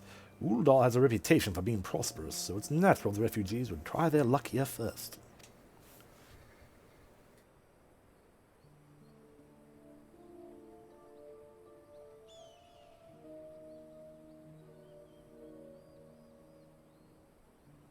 Sorry. My heart goes out to them, it truly does, but I would be lying if I said that I wasn't apprehensive. I hope their presence doesn't foment lawlessness in the city. Perish the thought. Lawlessness already existed in the city. Well, if things do take a turn for the worse, we'll always have the immortal flames. I dare say the Brass Blades would welcome their help. The heroes who fought the Guardian Empire patrolling the streets for riffraff? It may well come to that. Impoverished and desperate as they are, you may be sure that some of the refugees will turn to crime. You know what this place is like. If you've no coin, you've no hope. What will become of our city? Your city already sucks. Not all refugees are bad, mind you. Some are able to find employment and lead honest lives. Dodo tenderloins. Get your dodo tenderloins. Guaranteed cheapest in Thornland. Thank you for your custom, madam. Please come again. It really does. Ul'dah is a garbage city.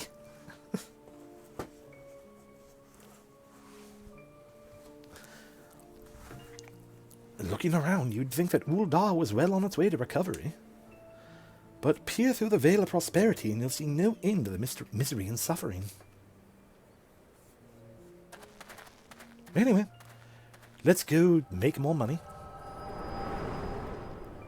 Also, no, like, the whole point of that is, like, you know, that was our echo, in effect, you know, which lets us see things that happened, which in the past, typically, like, relevant to the situation going on, and the relevant situation we saw was in the background of two guys expositing everything.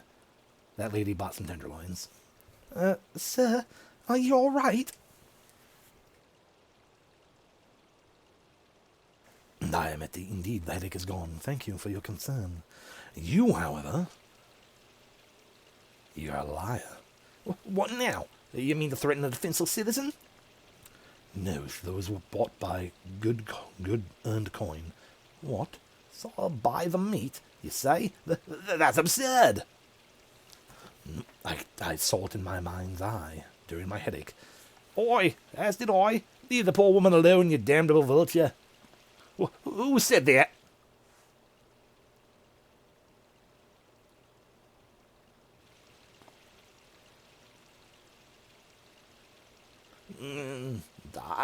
I'll overlook this for just this once.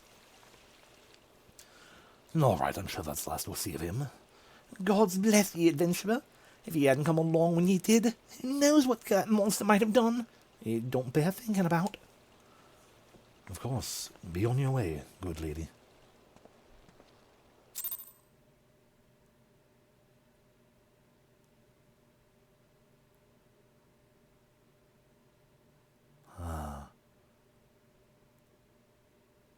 There we go. Oh, never mind, I was lying anyway. I was going to say, I'm free of cutscene now. All's well that ends well. We meet again. Pray do not mistake my intent, for it is always honourable, but I have been watching you ever since you departed Ul'dah. You played the part of envoy to perfection. Confident as a man on a diplomatic mission should be, yet unfailingly courteous to your betters. And when your travels led you to the midst of danger, you faced it without so much as a flinch. You, my friend, are quite a marvel, and I confess to being somewhat in awe of you. But my lavish praise continues. Most of all, I was struck by your readiness to aid those in need, even when words were all the reward you would expect to receive. Such selflessness is a rare thing in this day and age. All of which leads me to conclude that you are indeed the one whom I have been looking for, an adventurer possessed of a very rare set of qualities. To be sure, your rescue of the damsel in distress was more than a happy accident, but rescue her you did, and that is what matters in the end. I feel I should mention at this point that I also harbour a burning interest in a certain talent of yours. I speak of your visions. You have been experiencing visions, have you not? What do you mean, my headaches? Well, it just so happens that I know a woman who shares your talent, and can help you understand it. She and I belong to the same organization, and we should both be delighted beyond words if you would agree to join our cause. Naturally, there are benefits of being a part of such a collective. For one, we should be glad to assist you in realizing your potential as an adventurer. You need not give your answer now. Think upon it, and if you feel moved to help us, as I pray you shall, speak with Momodi, the ever-lovely and youthful mistress of the quicksand.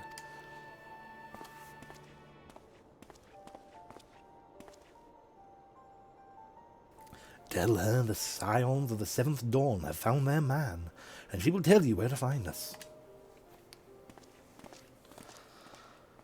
Was he flirting with me, or... Anyway, we have control again, haha!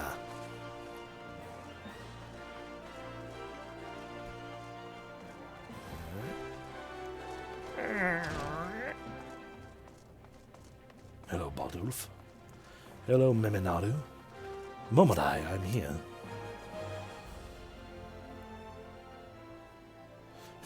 Scenes like that are becoming ever more common, I'm afraid. Don't worry, though. If you work hard, you'll probably be alright. Saying that, if you ever find yourself in a spot of bother, come and see me. Just don't go pestering me every time you graze in here. Of course, I do enjoy hearing tale of a gentleman's woes with womenfolk from time to time. I.e. that there is another gladiator who did just start up.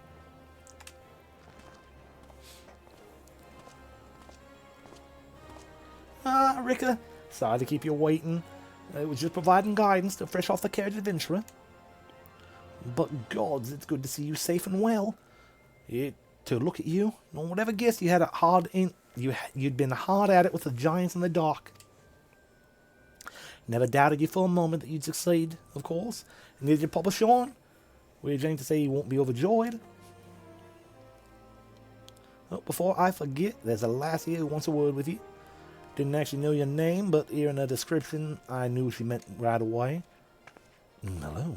I do recall you. It's Edda. Thank you for sparing the time. I realize you don't know me, but I've been longing to speak with you for a while now. I have seen you before, though. My name is Edda. I'm an adventurer like you, but I'm not very good at being one, if truth be told. Anyway, I was adventuring with my friends in Gridonia when... I'm sorry. We were in Gridonia when the leader of our party was killed. His name was Aver, and he and I were to be wed in the spring. You may not remember him, but to say that he remembered you would be an understatement. He would sing your praises from dawn to dusk. He saw you of what you are. You see, an adventurer's adventurer, and swore that he would be like you one day. Then why the fuck was he such a mighty asshat? I am not an asshat. I am kind and chivalrous, courageous, dashing, if I do say so myself, but not an asshat. I believe that he would have succeeded one day, had the fiend not robbed him of the chance. Since that day I had thought long and hard about giving up adventuring. But when I think of what the man you are, of all that you've achieved, I find that I'm inspired, just as Avare once was. Avare. And so I've decided to start up again as an adventurer. I will go back to the village of my birth and begin my training anew. But I wanted to meet you first, to ask you your name. You... Rhjkkah Starbringer, you really don't know me from the Blood Sands. Rhjkkah Starbringer. I shan't forget. I mean, I appreciate that, but... Momodai, is my fame not spread anywhere? Oops, wrong button.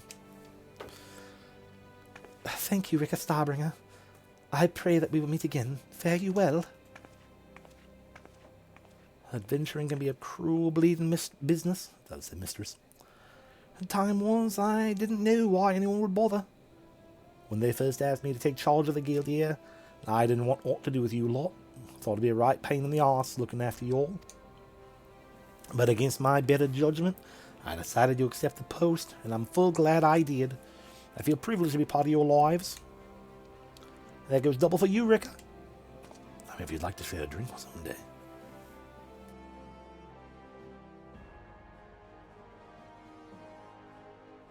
Yeah? What did you say? You want to know about the signs of the seventh dawn? They're beginning to move in earnest, then. Listen, Rhjkkah. The Scions are no ordinary folk, and the work they do ain't no ordinary work. I know full well how capable you are, but even you would think twice about attempting some of the stuff they do. Knowing that, if you're still certain you want to get involved, I'll tell you what I can. Yes, give me my goods.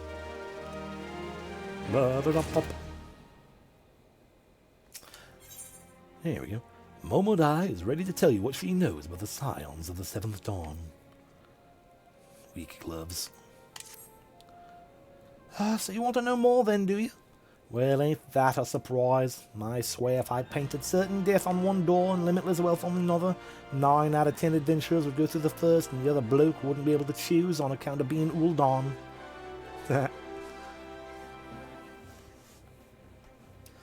Anyway, don't say I didn't warn you. First of all, if you're wondering whether you can trust these Scions of the Seventh Dawn, you can. They're good people who made it their mission to solve some of Eorzean's most pressing problems. Of course, it ain't no small task. And so they're always looking for dependable adventurers to join them. Individuals like you, Rhjkkah. Now I've been given leave to tell you where you can find the Scions.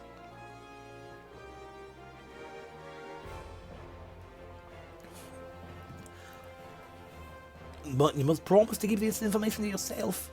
Yeah. Friggin' voice. Friggin' throat. As you can probably imagine, it's something Eorzean's enemies would very much like to know. The Scions are headquartered in Westover Bay, out in western Faunaland.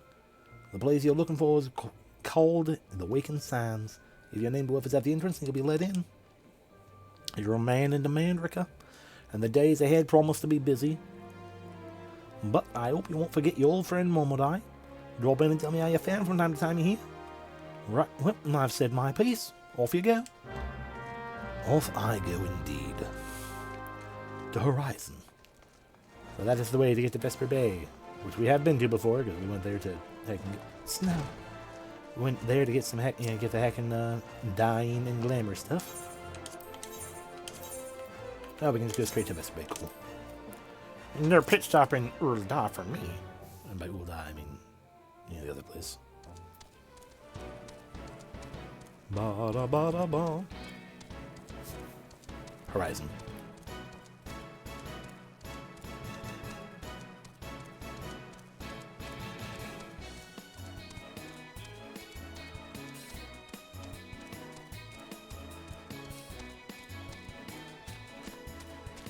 Well, that was fun. I watched my my preview actually freeze up.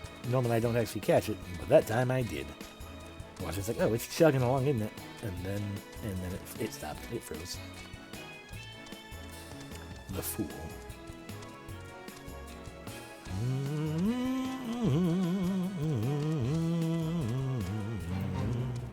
Oh no. I can't read that then. It's gone already.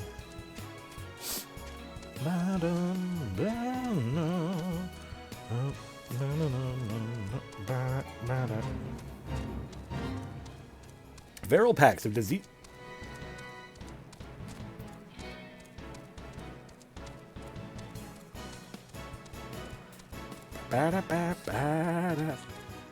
We've made it to Horizon. And we continue along, further and further.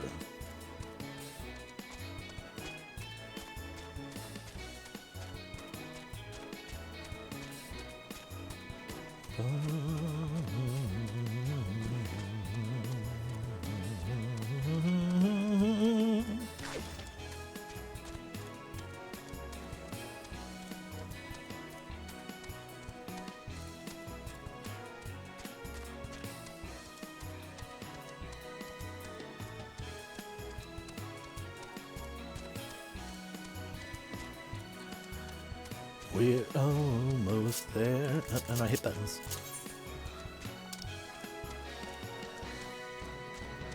Oh, why can't I do that one? Oh, I know what that one's going to be. Okay, we'll do that as soon as we get off the... Okay. Shift into... Let's go with armor mode.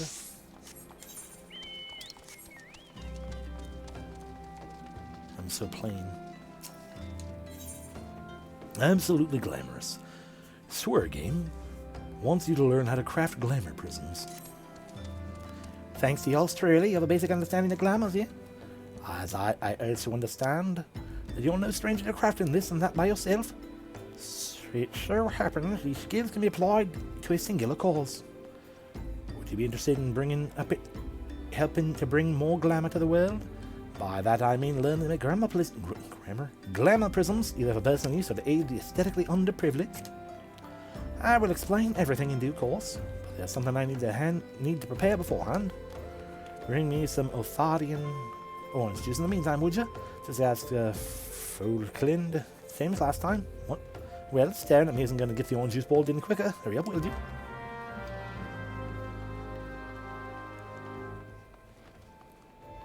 Hello, I would like some orange juice. Swagram's still got you running errands then? She wants to do Eorzean orange juice this time, 12th preserve. Well, here it is. I think she and I need to have a little chat about her tab. This order alone costs more than some of our big drinking regulars spend in a whole night. For a single glass of orange juice. Astronomical prices are charged for Eorzean oranges, although only a true connoisseur could tell the difference from those grown in Eorzean. We also have a writ of permission granting free passage through the otherwise off-limits White Wolf Gate in New Gridania.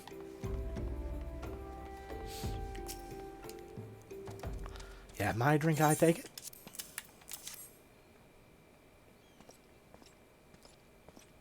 Oh, now that's what I call orange juice.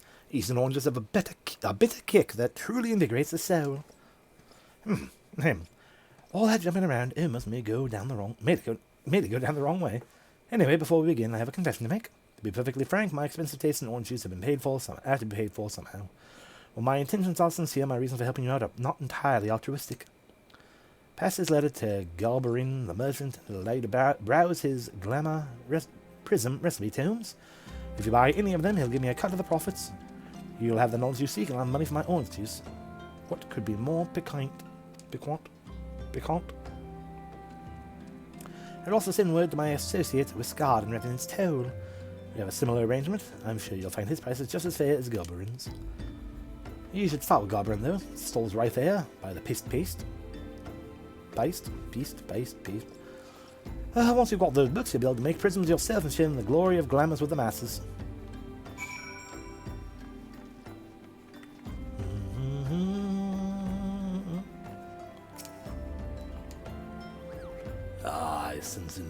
I sense you come in pursuit of true elegance. And is that the letter of introduction peeking into your pocket? May I see it? A letter of introduction written from Swagrim, written while she waited for orange juice to be poured. Ah, so you are Swagrim's protege. And you wish to produce glamour prisms? Noble endeavor. My selection of tomes, reserved for only the most deserving, are yours to peruse. And we get a clear prism while we're at it.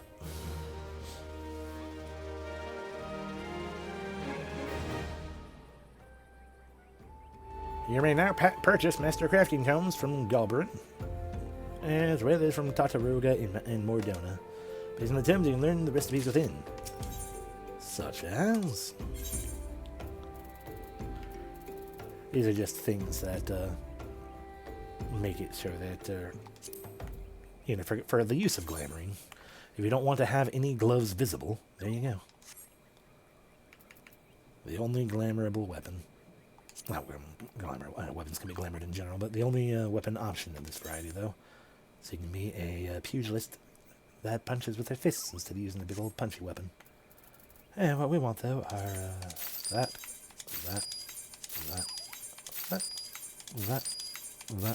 and that. You've obtained a master recipe book. To learn the advanced recipes contained within, simply use the book in your inventory. Recipes will then appear under the Master Recipes category of your crafting log. Be advised, however, these recipes are more complex than others of comparable level and higher requirements to craft. Practice and planning is highly recommended before challenging recipes.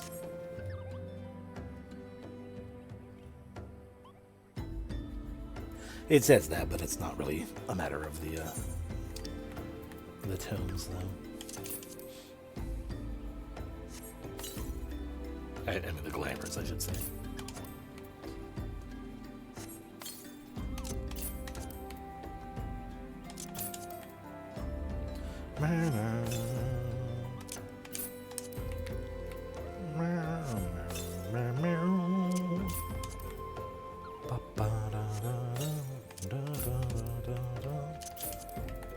A little too soon.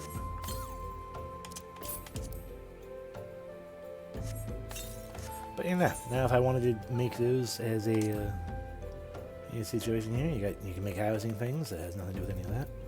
See Moogle something? Yeah, Moogle letterbox, cool. Yeah, but yeah, Master Prism's here. We just have to create a bunch of steel rivets as a armor, and then we can combine them with the crystals and a heckin' nuclear prism, and then we can craft glamour things. Anyway. Back to being a gladiator proper.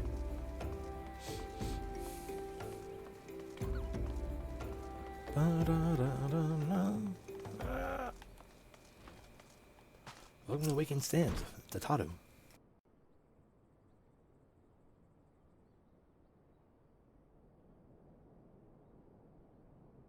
Deep in the desert of my heart, a lonely flower blooms, yearning for the heavens above, to quench my thirst for you.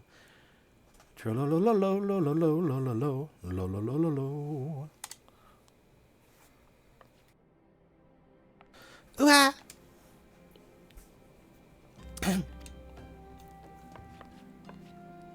I would thank you not to sneak up on me like that. Now, please be advised this is private property. Unless you have pertinent business here, I must ask you to... Well, I was told to visit the Waking Sands. He at the behest of Thancred? Yes, him. Oh, my sincerest apologies. May I have your name? I'm Rhjkkah Starbringer. Do you not know me?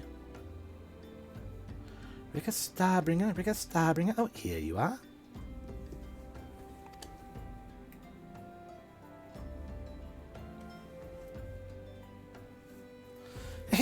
I bid you welcome to the Waking Sands, headquarters of the Scions of the Seventh Dawn. My name is Tataru, and I look forward to assisting you during your time with us. The antecedent is within the solar, so I shall let her know to expect you. As your voice continues to crack, trying to do anything high-pitched at all.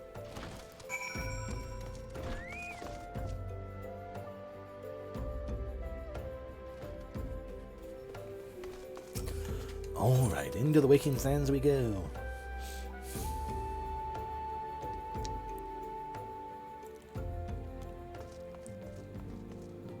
Well, there are various directions we could go, or we can just go straight to the Solar.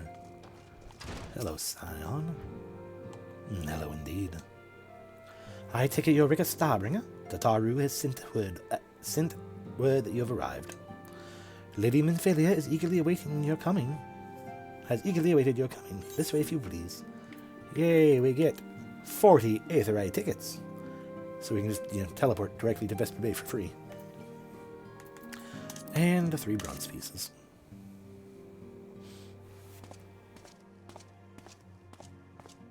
So you're the adventurer of whom I've heard so much. Well met, friend. My name is Minfilia, and I lead the Scions of the 7th Dawn. I have awaited your coming.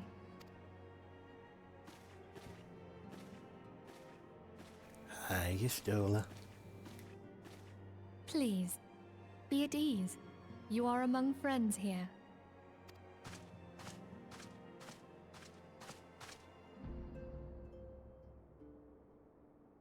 No doubt you are ripe to burst with questions.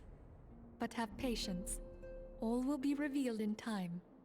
First, let me begin by telling you who we are and what we do. We are the Scions of the 7th Dawn, an order that transcends political boundaries. Our single objective is the preservation of the future of Eorzean. Among our gravest concerns are the godlike beings known as the Primals. Their existence is a bane upon Eorzean, nay, the world at large, and we have striven to find a lasting solution to the threat they pose. Our order is home to a number of individuals who, like you, possess a rare and special talent. This talent takes various forms, but one holds particular interest for us. Tell me, have you ever experienced a sudden, inexplicable loss of consciousness? Why, yes. Every night I lay down, and, I'm just trying to rest, and then suddenly I've lost consciousness. Have you ever had the sensation of being pulled away from reality? Felt as though you were hovering in space? A mind without a body? This is getting a little weird, but... All these things are the manifestations of your talent. Yours is the power to transcend the boundaries of the soul. A power known as the Echo. The Echo allows you to pass through the walls of a man's soul and hear the resonations of his past. You will be there in his memories and see things as he saw them. You may even interact with that which you see, though you cannot change the outcome of events.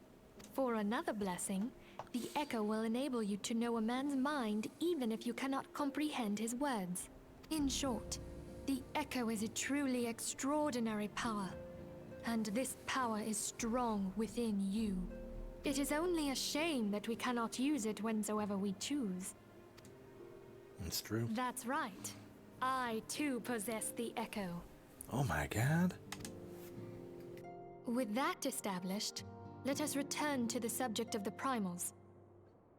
So long as they exist, the realm cannot take so much as a single step towards true peace. Oh no. Measures must be taken. Measures which transcend boundaries, be they of faction, race, language, or creed. And to do so, the Scions require the aid of those with our talent. Make no mistake, the Echo will be instrumental in dealing with the primal threat. Without it, we cannot hope to save the realm. I know not what it is you desire for yourself, nor what it was that first brought you to Eorzean. Well, I intended to become quite, famous on the Blood Sands. Become popular, well-known, find, some delightful ladies to, share my time and company with. But I firmly believe that the power we possess was given to us for a purpose. And not those I just said, though. Why else would the gods entrust man with a gift so extraordinary, if not to have him use it? The gift of falling unconscious, you mean? No, I'm sorry, I was paying attention. You are making good points. And so I implore you, lend us your power.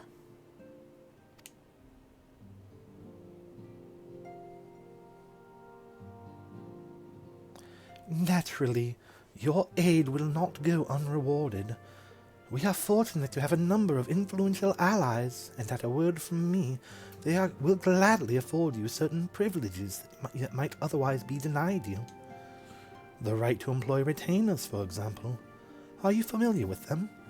They are individuals who may be relied upon to manage the assets and belongings on your behalf. Your assets and belongings on your behalf.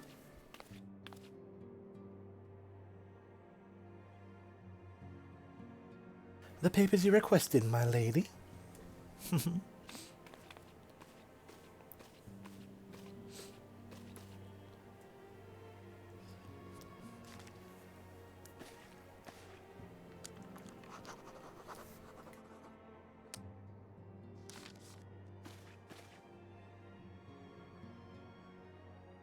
Thank you, Tataru. The pleasure's mine, my lady. By way of a welcoming gift, I have taken the liberty of adding your name to the retainer's registry. As of now, you are entitled to employ the services of a retainer. You will need to consult a retainer advocate regarding the particulars of this arrangement, but believe me when I say that retainers will prove invaluable to you on your adventuring endeavors. Let this gesture serve as evidence of our commitment to do all in our power to facilitate your personal objectives. In return, we ask that you aid us to the fullest extent of your talents. A mutually beneficial relationship, I'm sure you will agree, and one which serves the greater good besides. Well, that was a veritable lecture, was it not? Forgive me, but it is important that all concerned are aware of what is expected of them. Now you know our purpose and what we can offer you. I invite you to consider joining us. When you have come to a decision, you may tell me without fear of censure. In good faith, I shall entrust you with our order's password, which our members use to reach one another when afield. It is Wild Rose. Pray keep it safe. You know, the password of the rebels from Final Fantasy II.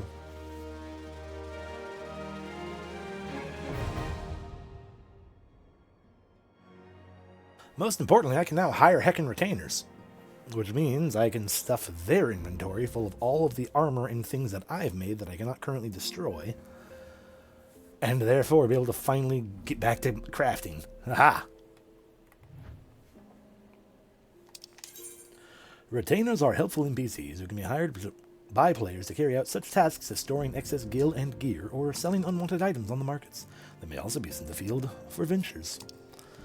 The contract of service can be drafted by in Slomensa, Parinel in Gridania, Chichabi in Ulda, Podonila in Ishgard, and Zafi in Kugane. We Scions have but one objective, to safeguard the future of Eorzean. Among our gravest concerns are the godlike beings known as primals. We, along with your servants, are final.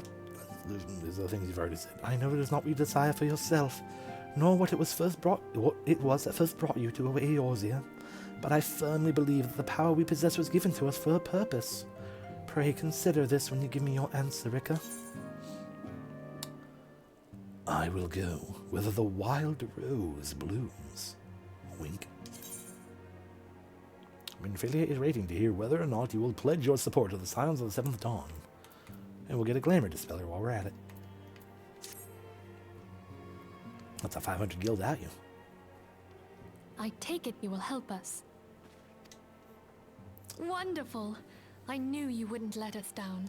I mean, it doesn't matter what my goals are otherwise. If I didn't agree to this, then, I wouldn't be able to progress in them anyway. But come, I would introduce you to your friends in the Order. Tell me, does the name Sharlayan ring any bells? Perhaps. It used to be one of Eorzea's 6 city-states, and was situated in the northwest of Aldenard. The Sharlayans were the keepers of wisdom both old and new. Their mastery over magic and ether was unsurpassed, and even the Garleans knew to fear them. Among their number, there were a noble few who devoted their lives to safeguarding the future of Eorzea. When the realm began its descent into chaos, and their countrymen fled for the motherland, they alone chose to remain here. These noble men and women were called the Archons. Those same brave souls stand before you now. The masked woman is Ida, and beside her is Popalimo. The two are charged with surveying the Twelveswood. Hello there. Welcome. A pleasure to meet you. Okay, my turn to introduce someone. That there is Thancred. Yes, I am aware of Thancred. He is our man here in Ul'dah, Jewel of the Desert. Welcome to the team. I never doubted that you'd come. If I may, the lovely maiden beside me is named Y'shtola. Limsa Lominsa has the pleasure of being under her care. Greetings. Last but not least is Rhjkkah, who presides over all affairs within these halls. Pray seek him out whenever you have questions. Dawn may banish even the darkest night. The words of a dear friend. I am glad of our meeting. At the Battle of Carteneau, our leader was taken from us. But we did not stray from our purpose. We sought out Minfilia and others with her talent, and together established the Scions of the Seventh Dawn. Along with the Archons, those blessed with the Echo play a pivotal role in our endeavor to forge a brighter tomorrow for the realm. Oh, I should also introduce you to Tataru, our clerk. She ensures that everything runs smoothly. Pleased to make your acquaintance. In time, I hope you will come to think of us as family. But without further ado, I have never had even the inkling or consideration of a family. I would assign you your first task. Gladly. Eorzean, have the documents arrived from the students of Baldessian? Aye, my lady. They arrived but recently.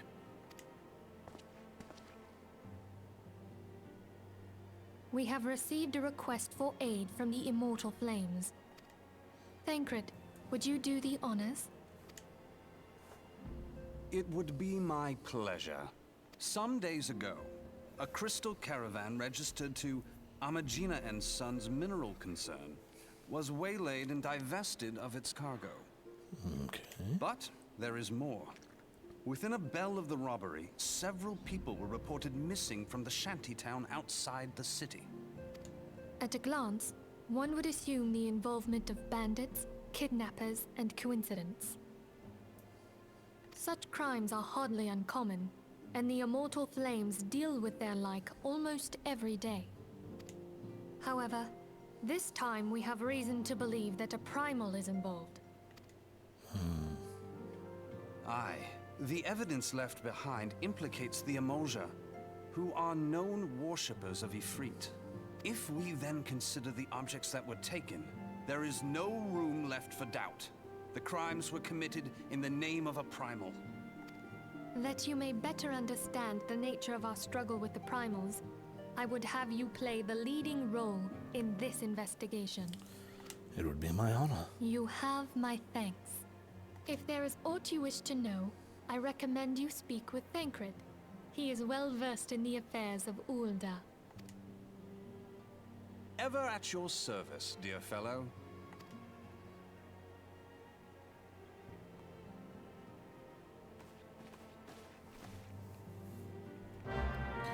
Quest accepted.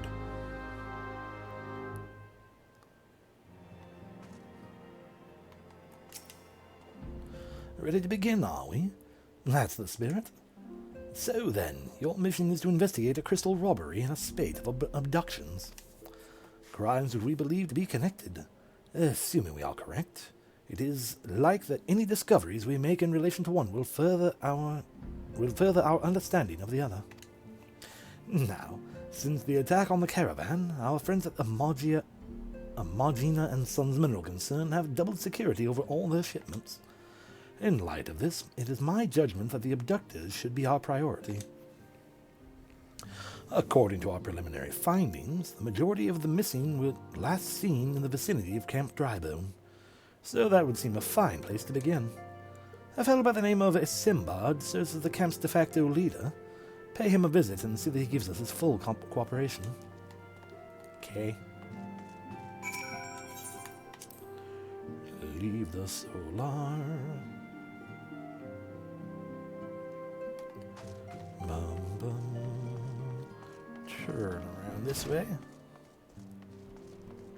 Ah, you stole her. Oh, the person I'm looking for is not here. Fair enough. Well, hey, it's the carriage guy. Well, if it ain't that lad from the carriage. Fancy meeting you here, of all places. Me, I'm just here to deliver a shipment. Now, where shall I tell him to put it?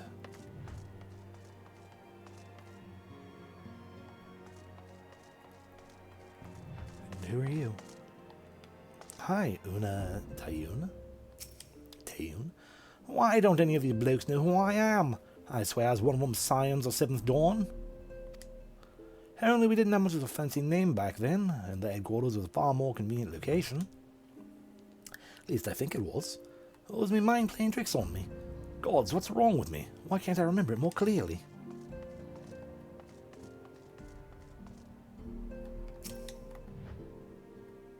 Grizzled Catman. So this boy has guardian blood in him. Can't say I'm surprised. Everyone knows what happens when the city's sacked, and even if the bards choose to omit that part. But Arenvold shouldn't be pitied. Boys like him have a clean slate, an opportunity to write their own stories, free of the ties that bind the common man.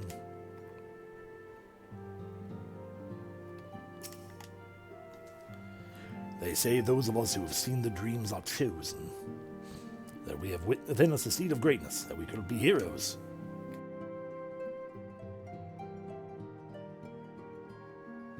Even me, an all-Omegan half-breed cast out when his mother could no longer stand the sight of him, half-breed who once took to Bandery to eat.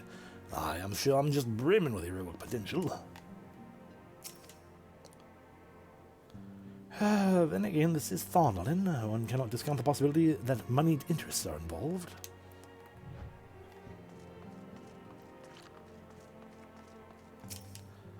Seven waning moons, these 7 suns rise.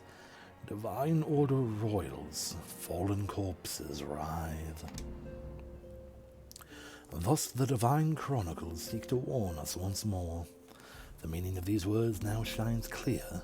They evoke the dire circumstance of this imperiled age. The realm doth shudder and twist, and the dawn lieth cowering neath the stifling blanket of night. And we abide.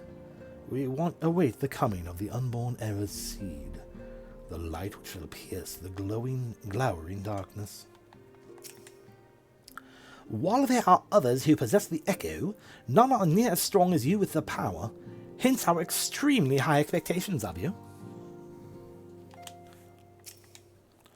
This place is called the Waking Sands, and it's our headquarters. It used to be somewhere else, you know, but then a bunch of things happened and we ended up here instead.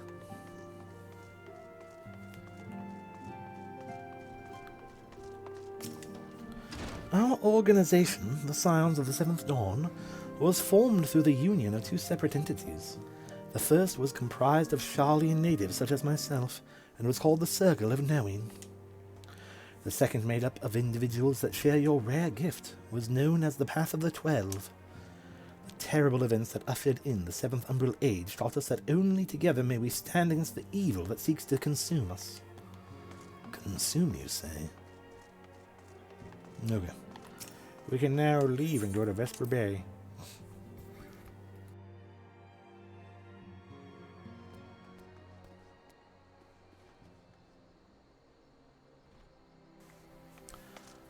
And so, do I want to go do that right away? Or do I want to get myself some retainers and then just be like, you know, heck it, we're going to do some crafting and gathering?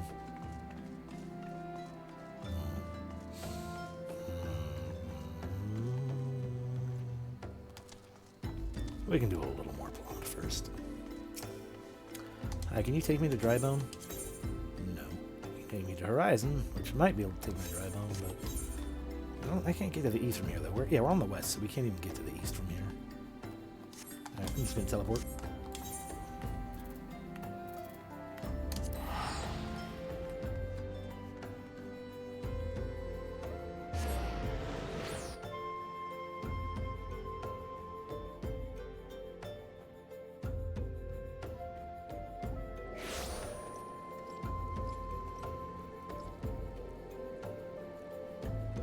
Way. I think we're going to get a lot of people we need to talk to because a lot of quests start opening up. Heck yeah, but we'll start off with Isambard here. Hi, I'm Isambard. Here to search for the missing folk, I take it. Here is like another guy. Minfilia sent word of an adventure fitting your description will be along. She also warned us to be wary of the Eorzean. Seems that we know who the culprits are at the very least. Now, I bear no official title at this camp, but people here have come to look to me for leadership. You have my word, and I'll do all I can to see the victim safely returned. Hooray! Isambard of Camp Drybone Isambard of Camp Drybone is seeking help to resolve the mystery of missing persons. Well, let's get right to it then. Minfilia named the Eorzean culprits in all this. You would do well to investigate them first. Much harm has been levied on these lands by Eorzean hands, and the flames burn with where they might, but their light cannot stay the darkness at all in all places at all times. There have been brutal murders of callers of the church at the Church of Saint Londama. Innocents wishing no more than to pay their respects to the dead. The poor souls deserve a proper burial. I would see to the deed before the mongrels catch their scent, but I know not if the Eorzean still linger. Would you secure their remains for me? You will find them on the eastern road. To her willing, you may even come to learn something of what the Eorzean seek in this area. Tutusi also has a thing for us, a dying wish. Tutusi of Camp Drybone needs someone to fetch some Mealtragus sirloins. Are you here to come grieve, sir? Have you lost someone dear? Ah, I see. Simply another fair adventurer come to our outpost. Well, in that case, I have an adventure for you. What say you make it to the plains to the east and carve me up 5 cuts of sirloin from some Mealtragus nuns? We are tending a wounded man in the inn who is close to death. We would like nothing more than give him a feast of nice, juicy sirloins for what might be his last meal. Once you have the sirloins, take them directly to Sister Zozodu in the inn. I can do this for you gladly. Hello, Caitlin. All dogs go to hell. Caitlin is seeking an adventurer to put down some mongrels. Looking for some work, are we? Well, it just so happens I'm looking for someone to put down some mongrels. 7 of the beasts. The bloody things have nearly overrun the area to the southeast of here. They attack the locals, the livestock that move. You didn't show the foul things any mercy.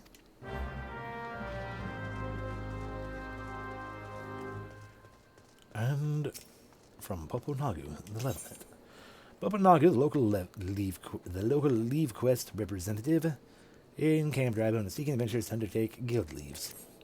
Oh, good evening to you, sir, adventurer. I am Poponagu, representative of the Adventurers Guild. I have a number of fine guild leave in my possession, which I will gladly allow you to undertake, but if you prove sufficiently capable, that is.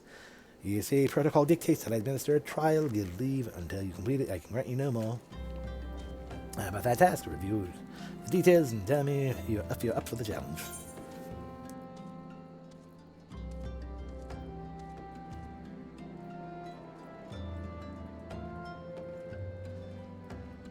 Wait, okay.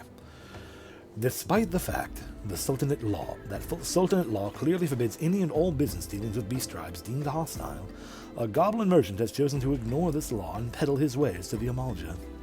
The Brass Blades cannot allow this and seek adventurers to locate the merchant and bid him cease. He is, however, by no means to be hurt. Goblins are considered harmless and have been granted leave to conduct commerce in the city-state, within the city-state, so we ask that adventurers simply lead them away from the Eorzean towards lands of Central Fallen. God damn it, I don't want to do the fucking... I mean, we're going to, but I don't want to do this stupid fucking escort quest one again. Very good, me merely beckon the gullible goblin and get Trix Silverpix to help lead him to his destination. Yeah. Well, we might as well get started with this then.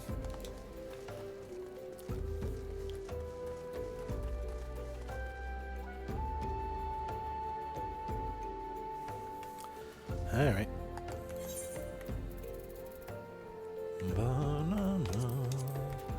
Initiate.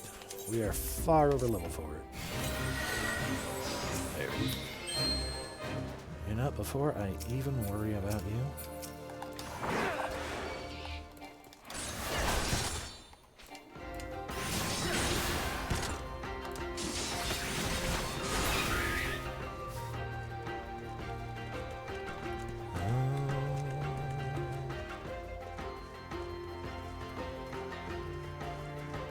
No more that are just standing around? Okay.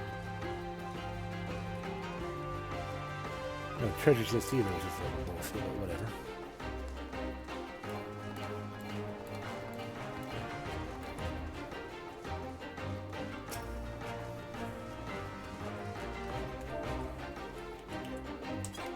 Too far away.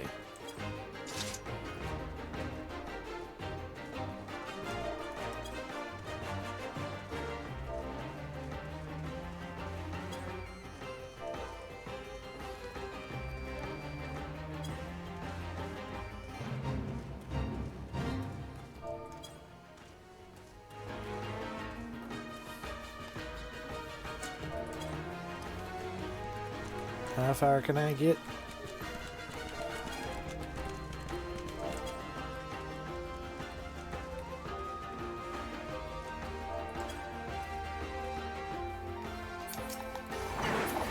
That's not what I was trying to hit. The guy got hit on. That was my fault. So. You don't need to stop.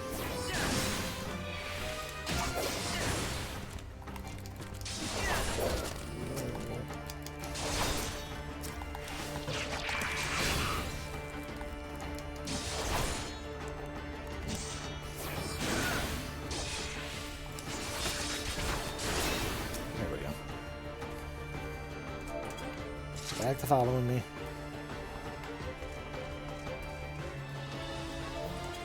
Lusty-eyed, beastly, shrieking, munchings and crunching. Girly.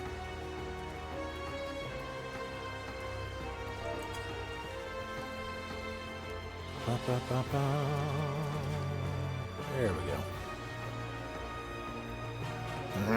Many thanks, Uplander, but Gatrix will be back for his more busy deals.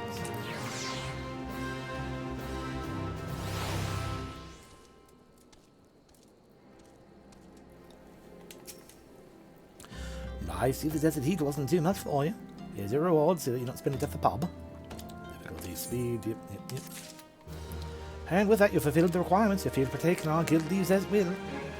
There's always work to be done here in Camp Drybone. Whatever your talents, I have no doubt you'll find someone in need and willing to pay. There. Now we can do guild leaves here.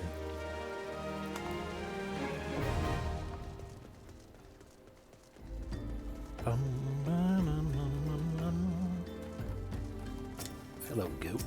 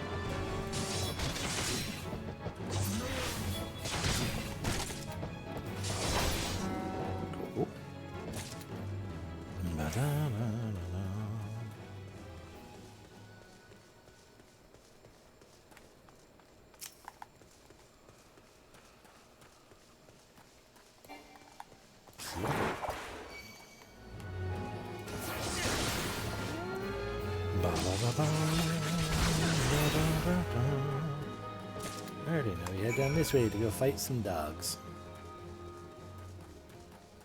Alright, we also got the ripe corpses. Which I guess are right down there. Ooh. So that there is what we call an S-rank hunt. Just a random monster in the area that is super fucking powerful. I.e., we don't deal with that. We don't touch that. We're here to fight mongrels. 7 of them. That's a lot of mongrels.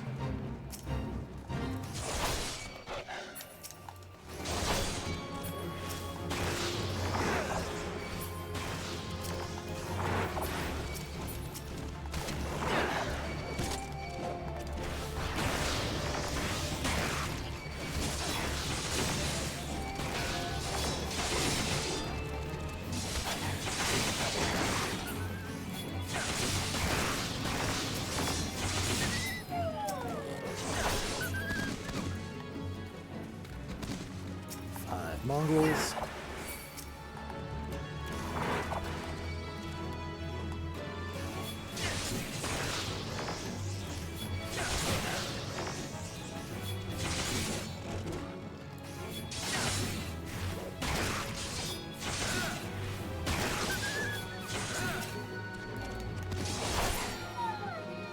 And all the mongrels.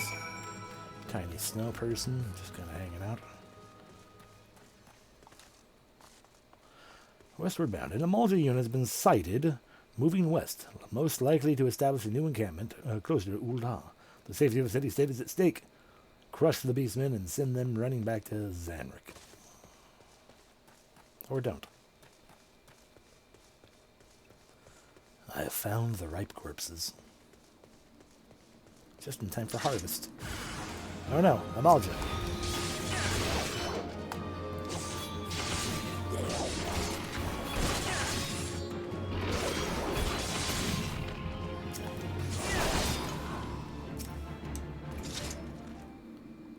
Now I can collect the bodies.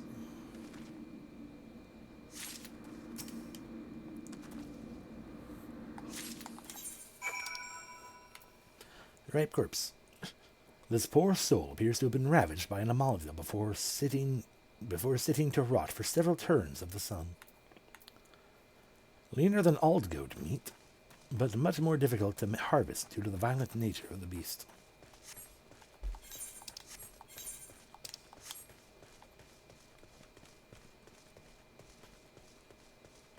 We're just gonna hurt our ankles, I think. Whoop. Ow.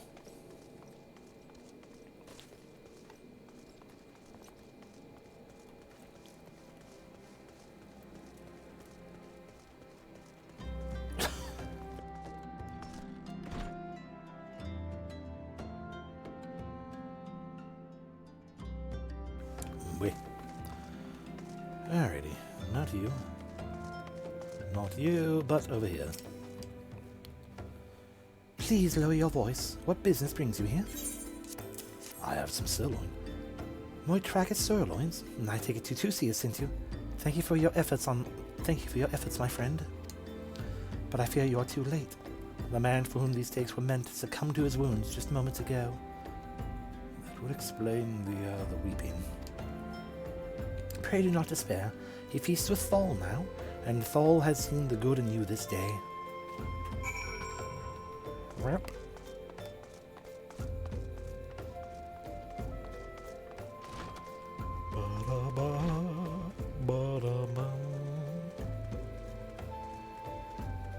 Get caught on a pillar. Not even a pillar, just a pole. So Thornland is plagued by 7 fewer mongrels, is it? Excellent. I lost my love to a pack of mongrels 3 years past.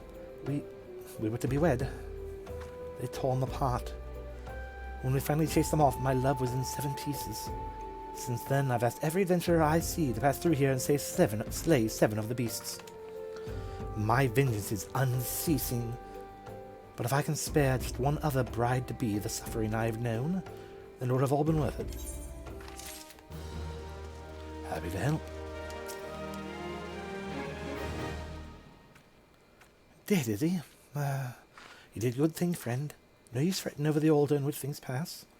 What matters is that they do pass, and nothing that passes goes unseen by the gods. There's a graveyard just near Drybone. A lot of folks bring their dead and dying this far. Means just dump them here to spare themselves the trouble and cost of a burial. This poor soul, at least, had family that rushed to his side. Count him lucky for that. 'Twas just his time to heed Thal's call. Best to let it go and move on. There's business what needs doing. Plots, graves, embalming tombstones. Nothing in life is free, not even death. The circle of life. Tutusi of Camp Drybone has a deed for a daring adventurer. Macfamore, are you? Good. Riddle me this.